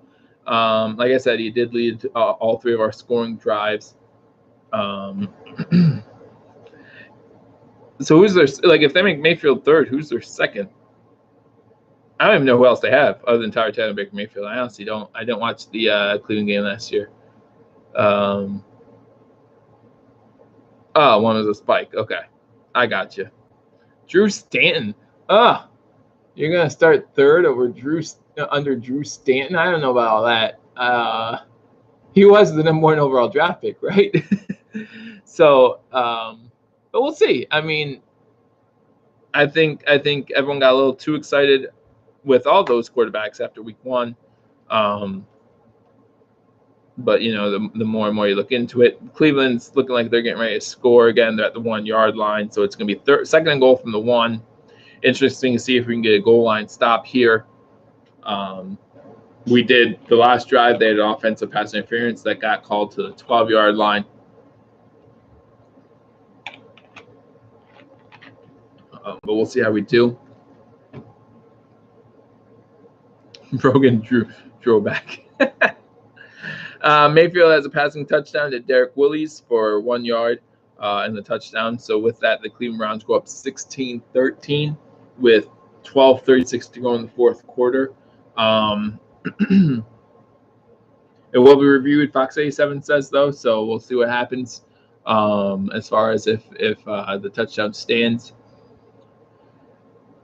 So we'll see how long the review lasts. That's when I hear of a review, touchdown Carolina for them to go up more on the Dolphins as well. But and this one won't be reviewed. It was clear. It was around a touchdown. So I'm not a fan of reviews sometimes. Just because they seem to take so long sometimes. I like the way the college does it. And the NFL's kind of gone to that. The coaches don't get to review touch scoring plays. They're automatically reviewed. So I like the way that college does it a little bit better. But, excuse me. So we'll see if the touchdown stands or not. What do you guys think? Do you think the touchdown's going to stand? I don't know. Didn't see it. I'm watching Carolina, Miami, so I didn't see it. So you guys let me know. What do you think? Is it going to stand? Do you get 2 feet in? Do you get both feet in? Remember, it's either both feet or 1 foot and apart. So if it's his leg, you think incomplete? I'll take it. That'll make it. I think that was on 3rd down, wasn't it? Or was that on 2nd down? That was on 2nd down. So it would be 3rd and goal. 3rd and goal from the 1. Let's hope for incomplete. But again, if it's complete, we go down. I mean, I was about to say we lose, but there's still 12:36 to go. Yeah, I think I agree with you, Havana. I think we have not utilized our tight ends the way we should, especially with how much money we're paying Charles Clay. and that's something else, right? We talk about Dabble using Charles Clay more because Dabble was there in Miami when Charles Clay was there, and when Charles Clay had probably his best season was with Dabble, or Dable, sorry. So hopefully we do utilize our tight ends more. I think we have a really good. Steve and I both agree that we have a really good tight end group. All four of them. You got Lee, you got O'Leary, you got who was down here? What? Yeah, but you got O'Leary, you got Logan Thomas, Charles Clay, Lee. Like it doesn't matter. I think I like all four of them. So, oh yeah, because you said down here because you're in Miami. Yeah, so we'll see. He just really hasn't done much to impress me as far as an NFL coach. Again, he coached in New England, where I could have coached in New England and done well. It seems like every coordinator does well. Fox A7, thank you, call overturned. So it's still 13-10 Buffalo, 12:36 to go. It's now 3rd and goal from the 1-yard line for Cleveland. Again, it is preseason, so it doesn't matter all that much, but 13-10. And I did share with you guys earlier, there is some sort of correlation between it being 0-4 in the preseason and the playoffs, and your chance to make the playoffs come regular season. So, but we've seen that also like not work out that way, where New England especially has gone 0-4 in the preseason, and then they've been New England in the regular season and just dominated our division year after year after year. So, but then Nick Chubb gets the ball and they rush it for 1 yard and a touchdown. So it's back to 16-13 Cleveland with 12:33 to go in the 4th. They'll probably just kick the extra point here to go up more than a field goal. Make it 17-13 unless they miss it. Nope, they got it. So 17-13, 12:33 left to go in the 4th quarter. The Bills are about to receive the kickoff.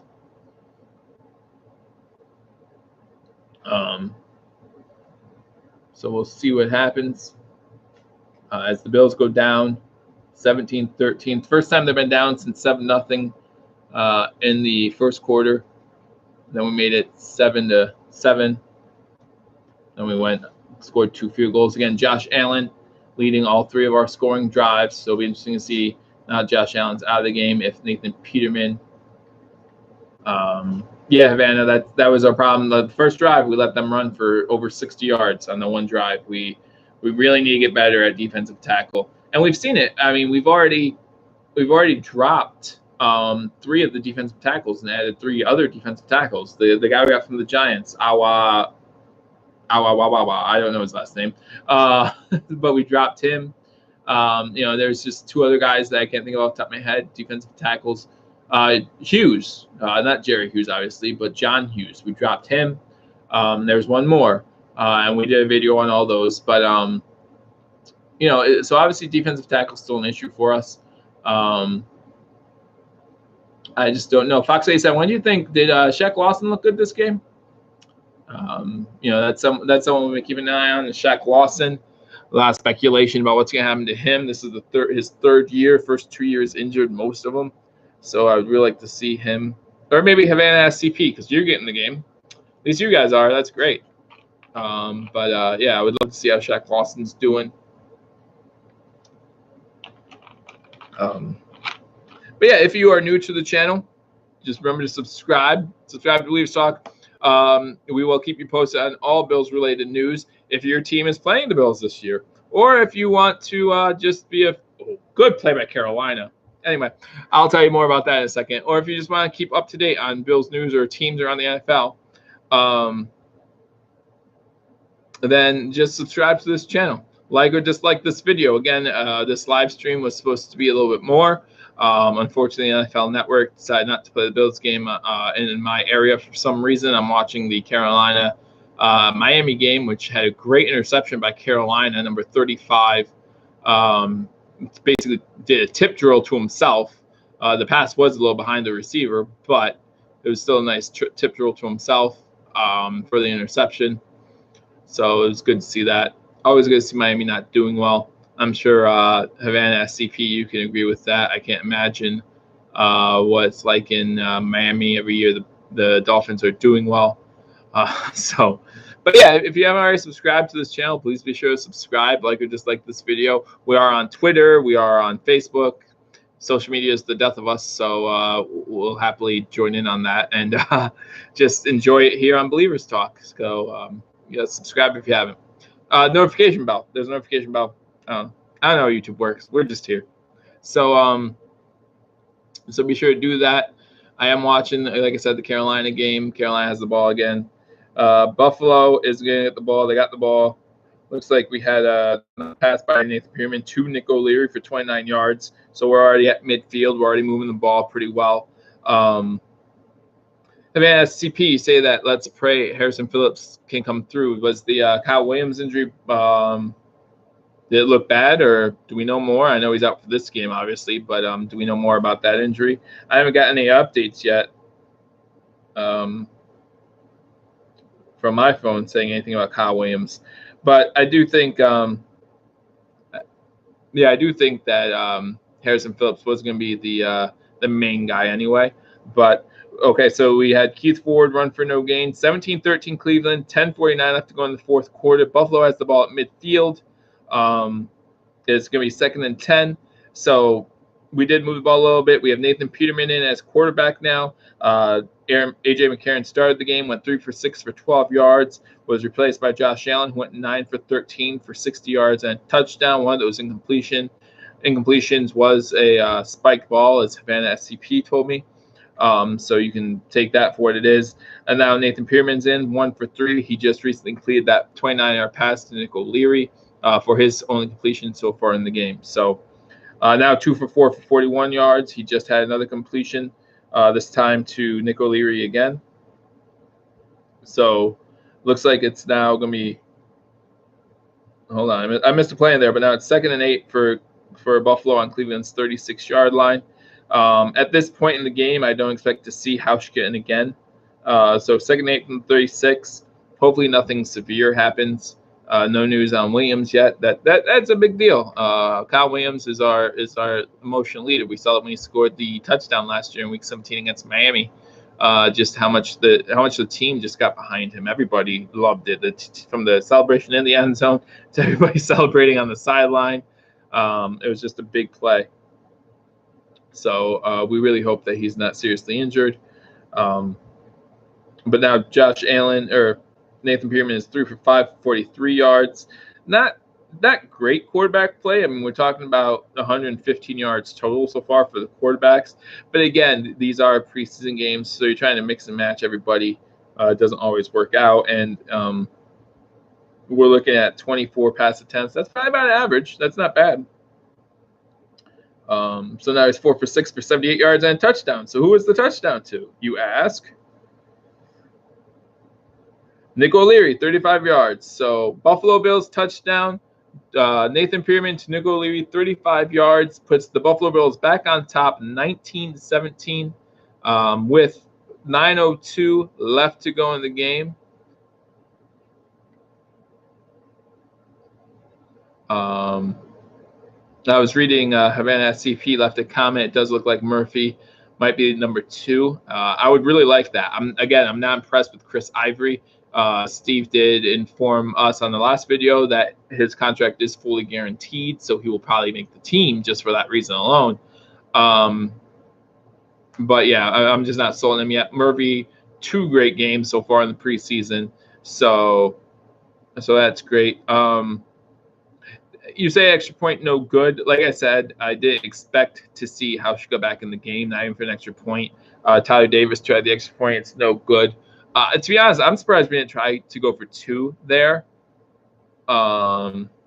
Just because, I mean, we make it a 3-point game. You know, Cleveland comes down, kicks field goal. I don't want to go into overtime in a preseason game. That's the last thing I want to do. I could care less about playing extra football in a preseason game. I've seen it a couple times. It's not that entertaining. But maybe for this team it would be, just because of how many question marks we do have.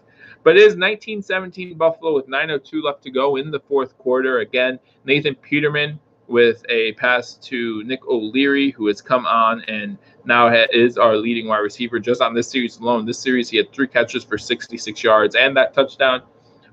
So Peterman to O'Leary for a touchdown to put the Bills up 19-17 with 9:02 left in the fourth quarter.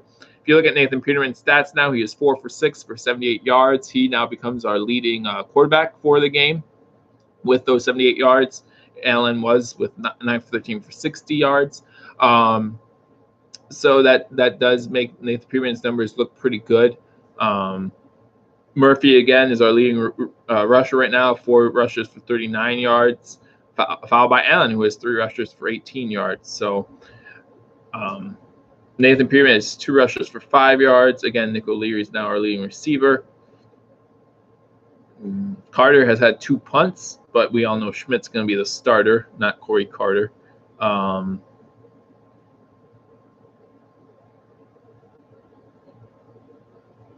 only punt return was by Marcus Murphy, which helps with Marcus Murphy go over Chris Ivory, I think, because he's very versatile. Chris Ivory, you just simply have as a running back. You can't use him anywhere else, really. And with his fumbling issues, I don't want him returning kicks. So I really like Murphy a lot, but that might lead to less time if he's returning kicks and punts. That might lead to less time on the field and on the offense just because of how much they're using him. So we'll see. But the Bills are up 19-17. That was a quick drive by Nathan Peterman. Again, maybe Nathan Peterman is making his case to start. I mean, seriously, to start. I mean, he's been the Bills' top quarterback now 2 weeks in a row. So it'll just be interesting to see, because last week he did with the ones, and even I was saying, okay, he did with the ones. Well, let's see how someone else does with the ones, and he does with the backups. Well, AJ McCarron was with the ones. He didn't look so hot. 3 for 6, 12 yards. Those are not impressive numbers. McCoy did not run the ball well today, which is okay. Again, we know what McCoy has to offer, and he had that slow start last year too. We just hope that slow start sticks to the preseason this year, and by week 1 he's ready to go. I think week 1, as far as run the ball, it's going to be really tough against Baltimore's defense. So we really hope that whoever our quarterback is can get the passing game going. We are a little bit opposite, I believe, of most teams, where we're going to have to pass the ball to start off the game a little bit more, so our run attack can do well. Most teams need to run the ball to create a passing attack. I think we're the opposite, where we're going to have to pass the ball more downfield to get those safeties and those corners out of the box a little bit more, and then that creates more lanes for McCoy. So Havana says next game Allen should start, then Peterman. Maybe that's the way to go, because Allen has not started a game yet, right? And I think practice and camp will say a lot about that, because we did hear in training camp this past week that Allen was getting more time with the twos, and we saw him come in with the twos here. So we'll see what happens with the twos. We'll see if he gets more time with the ones. He did get a practice or 2 with the ones in there. So we'll see if he gets a little more time. But maybe, and again, McDermott at the beginning of the preseason did say that the games will determine a lot as far as who the starter is. Well, if he was serious about that, and if this seriously was a 3 quarterback competition, then he will give Josh Allen time with the ones. But yeah, maybe McCarron's the odd man out at this point. And I know I listen to Hashtag Sports, who also has a YouTube channel. They're fun too. They're fun to watch them as well. But yeah, I think it was Paul on there who said that maybe McCarron, if we go to only 2 quarterbacks, maybe it's McCarron who is the one who gets released. And maybe that's possible. Who's got the ball? Well, Buffalo just scored to go up 19-17. So we're getting ready to kick it off to Cleveland. I think we actually just did. And finally, we did what I wanted us to do. We actually kicked it, and we didn't let go into the end zone. So Cleveland got the ball at the 19-yard line, and actually was a quick 3 and out, it looks like, because with 8:14 left to go in the fourth quarter, Cleveland Browns have the ball at the 19-yard line, and it's 4th and 10.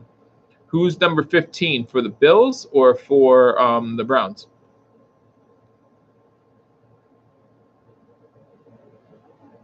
Mark Suchi just asked, who's number 15? I do have the roster here, so give me 1 second.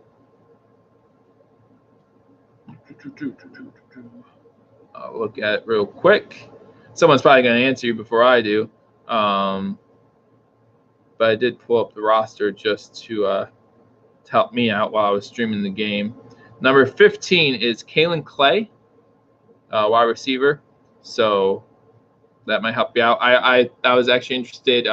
Is he returning the punt? Because I did see that that he could very possibly be one of our return guys. So the Browns had the ball,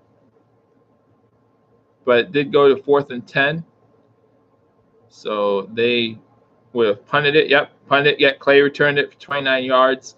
So we already have the ball at Cleveland's 33-yard line. But again, I don't think we're going to see Hauschka in the game anymore. And we just saw that we missed an extra point without Hauschka. So it's 19-17 with 8:01 left to go. Buffalo has the ball. Again, Nathan Peterman is going to come into the game. And it's going to be 1st and 10 from the 33-yard line. Nathan Peterman did just lead us on that touchdown drive with a touchdown pass to Nick O'Leary to give us the lead back after Cleveland took it on the last series. I mean, the Bills went down the field really quick. 3 big completions to Nick O'Leary took us down the field, and we scored our touchdown just like that to put us back up 19-17. If you haven't heard already, I will be on here again next week when the Bills take on the Bengals. And we'll be doing more, just giving you more news that we have. Obviously, the Kyle Williams injury. We want to update you guys on that as well. And next week's week 3, right? It's that big dress rehearsal game. Big dress rehearsal game before the regular season. Obviously, week 4, most of your starters, if not all of your starters, are not going to play in that game. So next week's a big game against the Bengals, 4 o'clock on Sunday on Fox. I will be here, like I said, to give that game, do a live play-by-play, some live reactions, and see what you guys think of the Buffalo Bills as we get ready for the 2018 NFL season. It's nice to finally go into a season after a playoff appearance, right? First time in a while. So it'll be interesting to see how we rebound from that. I know a lot of analysts, a lot of people are saying we don't have a shot to go back, but they said we didn't have a shot to get there in the first place. So we'll see what happens. AJ hurt his shoulder in the game, so that's why they took him out early. You know what? That makes sense. I'm not sure how bad it was, and that that could be a nagging injury from last Sunday. He hurt himself on Sunday, and that's why Josh Allen got more time with the twos as well, due to his injuries. So hopefully that McCarron injury does not linger anymore. I do want to see him get a fair shot. I know that the offensive line didn't hold up too well for him, and that's not a good sign if our offensive line isn't going to hold up for him. If AJ's getting hurt, I don't want to see. Again, I said this before. I want whoever's our starter, I want him to win the starting job because Cam Phillips has a 5-yard completion because he's the best of the 3, not because the other 2 got hurt or one of them got hurt, and so it kind of was like process of elimination. This guy's now the starter. So we had a holding penalty on 1st down, and then we had a 5-yard completion followed by a 6-yard completion to Austin Proehl to the 32-yard line of Cleveland. Again, 19-17, 6 minutes and 40 seconds to go. The Buffalo Bills have the lead and the ball. This is, regular season time. I would say we look like we're in a good spot, especially going with Hauschka, because then you're probably going to try to kick the field goal. 4-yard completion to Nick O'Leary, so that makes it 4th and 4. I honestly wouldn't be surprised if we go for it in this situation, just again because I don't think we're going to see Hauschka. But you guys are watching the game, you might already see Hauschka running onto the field, but I just don't think if we didn't see him for that extra point, we're not going to see him for a field goal attempt here with 6 minutes to go in the 4th quarter with the Bills up 19-17, 4th and 4 from the 27-yard line. Again, it seems like that Peterman to O'Leary connection seems to be strong. with another completion from Peterman to O'Leary. Was short of the first down, but it's good to see, like Havana SCP said, it's good to see us using our tight ends, utilizing that spot that we really haven't been over the past few years. I mean, you look at the good teams in the NFL, and one thing they do is utilize their tight ends. Especially obviously the first one to mind is New England with Gronk, but you look at the Eagles with Zach Ertz, and even before Zach Ertz, they used their tight ends a lot too. I think Philly has always been good at using their tight ends. But you look at Pittsburgh with Heath Miller. Obviously, Heath Miller's no longer there. But even Jesse James, I think his role was increased last year. I think we really need to use our tight ends a little bit more. As I expected, the field goal attempt was not by Hauschka, it was by Tyler Davis, which, just like the extra point he missed, kind of feel bad for the guy at this point. He's looking for film to send to other coaching staffs, and the only film we have on him now is a missed extra point and a missed 45-yard field goal. So with 5:40 left in the fourth quarter, the Bills are still up 19-17. Cleveland now has the ball. Drew Stanton is in for the Cleveland Browns. This is now, I think, his second series, but he is now in, and now it's 2nd and 10 as he throws an incomplete pass. Still haven't heard anything from Robert Foster, so I'd like to get the ball one more time and see if we can get the ball to Robert Foster. I don't think things look good for him as far as making the team, and maybe this is indicative of that, giving some other guys a shot. But I haven't heard from Curley either, and I thought Jeremy Curley would have a decent shot to make the team as maybe our fourth wide receiver. Haven't heard anything from Coleman, so I don't know if he even played in this game. No, he did play. He had a catch for 7 yards as I look down this list. So he played, and I expect him to make the team, obviously. I think that was a great trade. What do you guys think of the Coleman trade? I think that was a great trade. I think that makes our receiving core a lot better, actually. You put Coleman in as a 2, and then you have Zay on the slot. I think Zay's going to be great in the slot, guys. I really do. I think that's the position that's meant for Zay Jones, is the slot. I do expect – I honestly expect both – I expect Kevin Benjamin to have a great year this year because it's his contract year. And I expect Zay Jones to have a much better year this year, maybe in that 50 reception range, unless he gets suspended for his activities during the offseason. But 50 receptions for Zay Jones. He might be our leading receiver this year, guys. Drew Stanton was sacked by Siren Neal, which is good. That Siren Neal's another guy I want to see step up. Was not impressed with him, in our last game. Seemed to miss some tackles, not have the right assignments.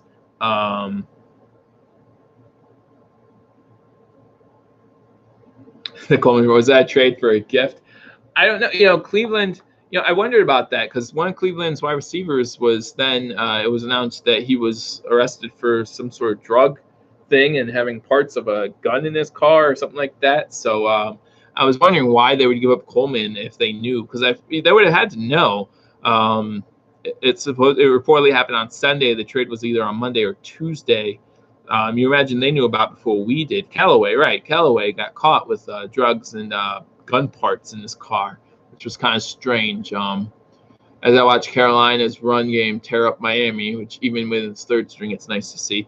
But I mean, Coleman could have 2 catches this whole year, and it was a trade. I mean, I don't want him to, but I mean, it was a worthwhile trade. 7th round pick in the 2020 draft, even. I mean, that's a steal, I think.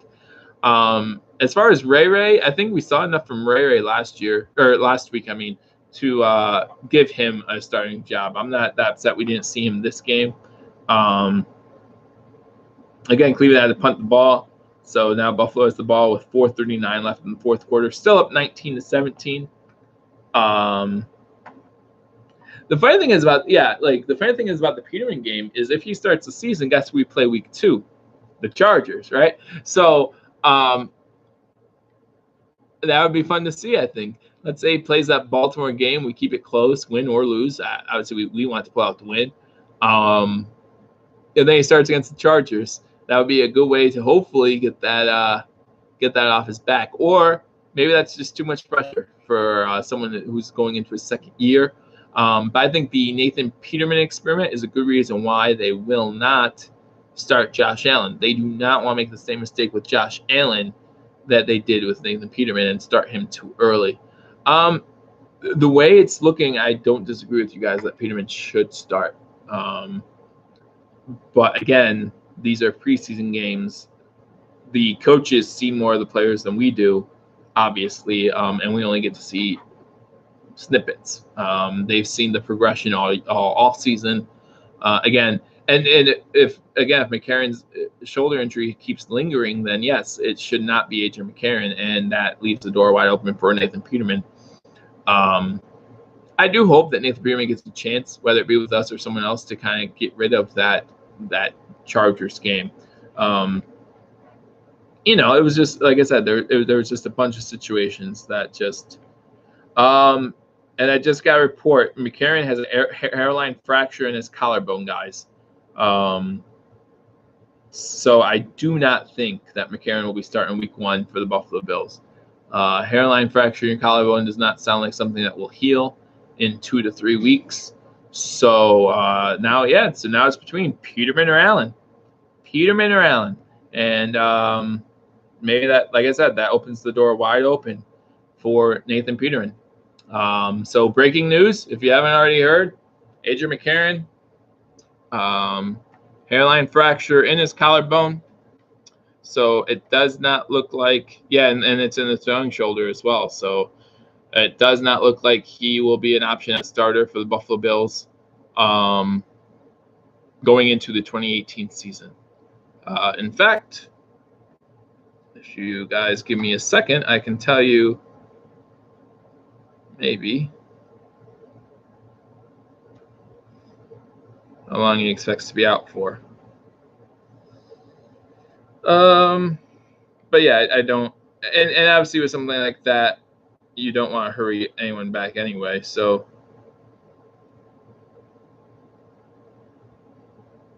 but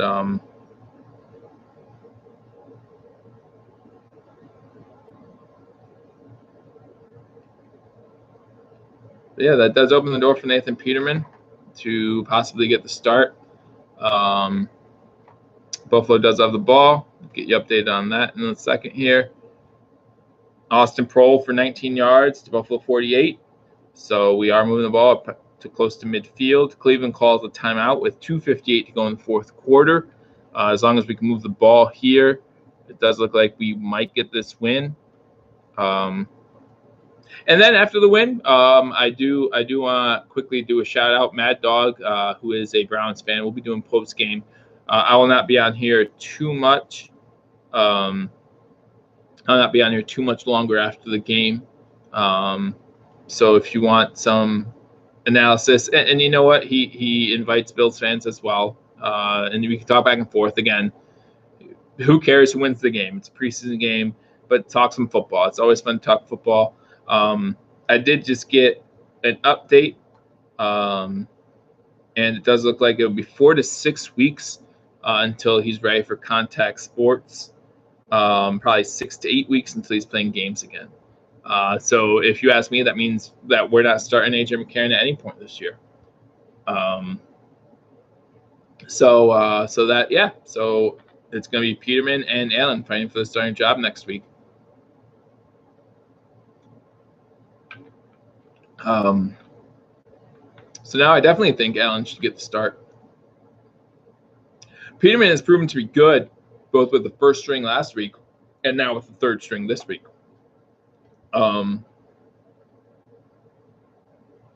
So it will be really interesting to see who they start next week now. How do I do that? Really interesting. So Bills have the ball. 2:45. Ford just had a rush up the middle for 3 yards. It's now 1st and 10 on Cleveland's 40. Again, 19-17 Buffalo. 2:45 left in the fourth quarter. Another run by Ford for 12 yards. It looks like we're just going to be able to run out the clock here, guys. 2 minutes to go. We do need another QB to finish the last game of the preseason, because even one of those two guys will play in the last game, but we do not want whoever it is to play the full game. But we don't care who plays in that game. Go to the free agent list, pick the first guy on that list, pick the last guy on that list. And you might see some teams drop some quarterbacks here going into week 4 too. Excuse me. Maybe we can get Drew Stanton from the Browns. But yeah, it doesn't matter. I'm not worried about it. We'll drop somebody, and maybe we'll drop AJ McCarron. We have no ties to AJ McCarron. I would feel bad for the guy if injury is what causes him to miss out on playing for a team this year. But we really have no ties to AJ McCarron. He's the easiest out of 3 to get rid of. As I said earlier, we're listening to hashtag sports. Again, if you haven't subscribed to them, subscribe. But listen to, they make complete sense in saying that we could see us dropping AJ McCarron and not losing much. We're not going to play any, meeny, miny, mo. We're not doing it. No. But yeah, I just whoever finishes that game doesn't matter. Who even play the 4th preseason game? The Bears, right? So in Chicago. Yeah, I think next week we're home against Cincy. And then the last week we play the Browns in Chicago. But yeah, that kind of stinks though.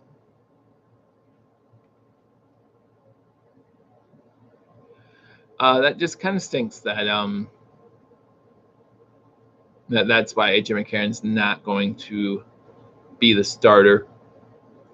That's due to injury. If he gets outplayed, he gets outplayed. I'm not worried about that. And maybe he was, but maybe his injury had a lot to do with why he was being outplayed too. Again, he got hurt on Sunday, and now he gets hurt again today. Just kind of stinks. Kind of stinks for AJ McCarron. Stinks for the Bills overall, I think. And you know what? You're right as far as we're not getting Kaepernick, and that's a terrible spelling of his name, not Kaepernick. But we're not getting Kaepernick. Just but I do agree with you, Havana. We need some sort of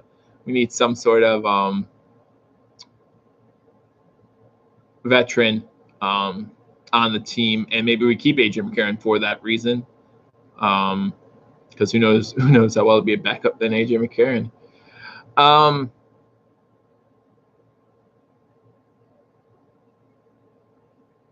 I don't know about Matt Castle. Obviously, I think we can get any veteran quarterback in there. I would love to see, I really like McCown. I really do, but he's obviously going to be with the Jets for a while. But he's a great veteran quarterback. Give me Vinny Testaverde. I don't really care. Make Vinny Testaverde our quarterback's coach, Yeah. We carry over 2 young guys. We probably would be best to have a veteran quarterback in there as well. For those of you who are just joining me, joining Believers Talk here on this live stream, AJ McCarron, breaking news, does have a fractured collarbone, and it's in his throwing shoulder as well. So Frank Reich, yeah, get him from the head. Indy already lost the head coach once this offseason. Why not do it again now? But yeah, so he will be out. Well, it looks like 4 to 6 weeks at least. More likely 6 to 8. So he will not be our starting quarterback to enter the season. I'm not too thrilled about that, but I'm not saying our season's over by a long shot. I think maybe this, Nathan Peterman started off well.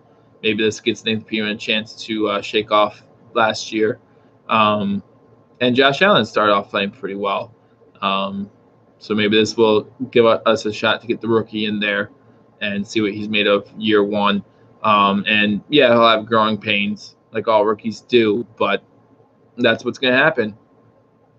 Yeah, I'm with you, Havana SCP. I'm more worried about the Kyle Williams injury. If we lose Kyle Williams for a significant amount of time, I think that's going to be harder to overcome. We are not one of those teams who is reliant on our starting quarterback, proven by the fact that we made the playoffs last year and got rid of our starting quarterback in Tyrod Taylor. So we're fortunate there at that end. But at the same time, how hurt are we if we lose a defensive tackle in a team that really hasn't played well at defensive tackle? I mean, we just haven't.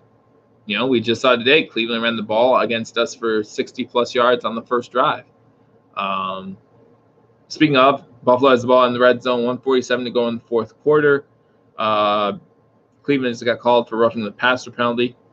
So we got the ball inside the red zone. Looks like we will just be able to run out the clock because Cleveland has no more timeouts. Nathan Peterman's taking the knees. So the Bills win. I'll say it now. I don't see any miracle at the Meadowlands happening right now. So looks like the Bills are going to win 19-17. But that's minor in comparison to the two key injuries we had during this game. A.J. McCarron down with a hairline fracture in his collarbone, will miss the start of the regular season.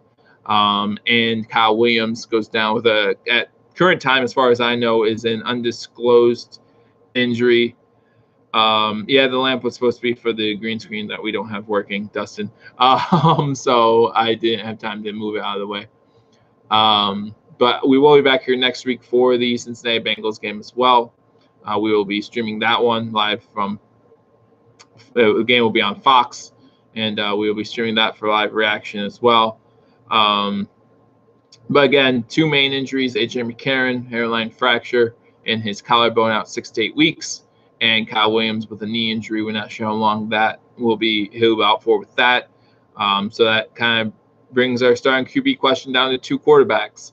Will it be Nathan Peterman or will it be Josh Allen, who starts the season as the Bills' starting QB? But again, final score: the Buffalo Bills do beat the Cleveland Browns 19-17. Some stats: Nathan Peterman 8 for 10 for 113 yards, a touchdown. Josh Allen 9 for 13 for 60 yards and a touchdown. Josh Allen leads us on 3 scoring drives with the touchdown drive and 2 field goals. Marcus Murphy, again, best running back we had today, 4 rushes for 39 yards. Keith Ford with a much better game this game than last, running the ball for 9 times for 23 yards. Still only 2.6 yards average, but still a little bit better than last game. McCoy got in this game a little bit. He had 4 carries for 11 yards. Cadet had 5 for 8. Josh Allen ran the ball 3 times for 18 yards as well. Nick O'Leary was our top receiver, 4 receptions, 70 yards, and a touchdown. For the Browns, their top QB was Baker Mayfield, 7 for 13 for 75 yards. Their 2 touchdowns both came on the ground. First one by Carlos Hyde on that first series, had 9 rushes for 64 yards and a touchdown, mostly all on that first series of the game. Nick Chubb came in the second half, had 11 carries for 53 yards and a touchdown. Duke Johnson Jr. had 4 carries for 27 yards, again, mostly on that first series as well.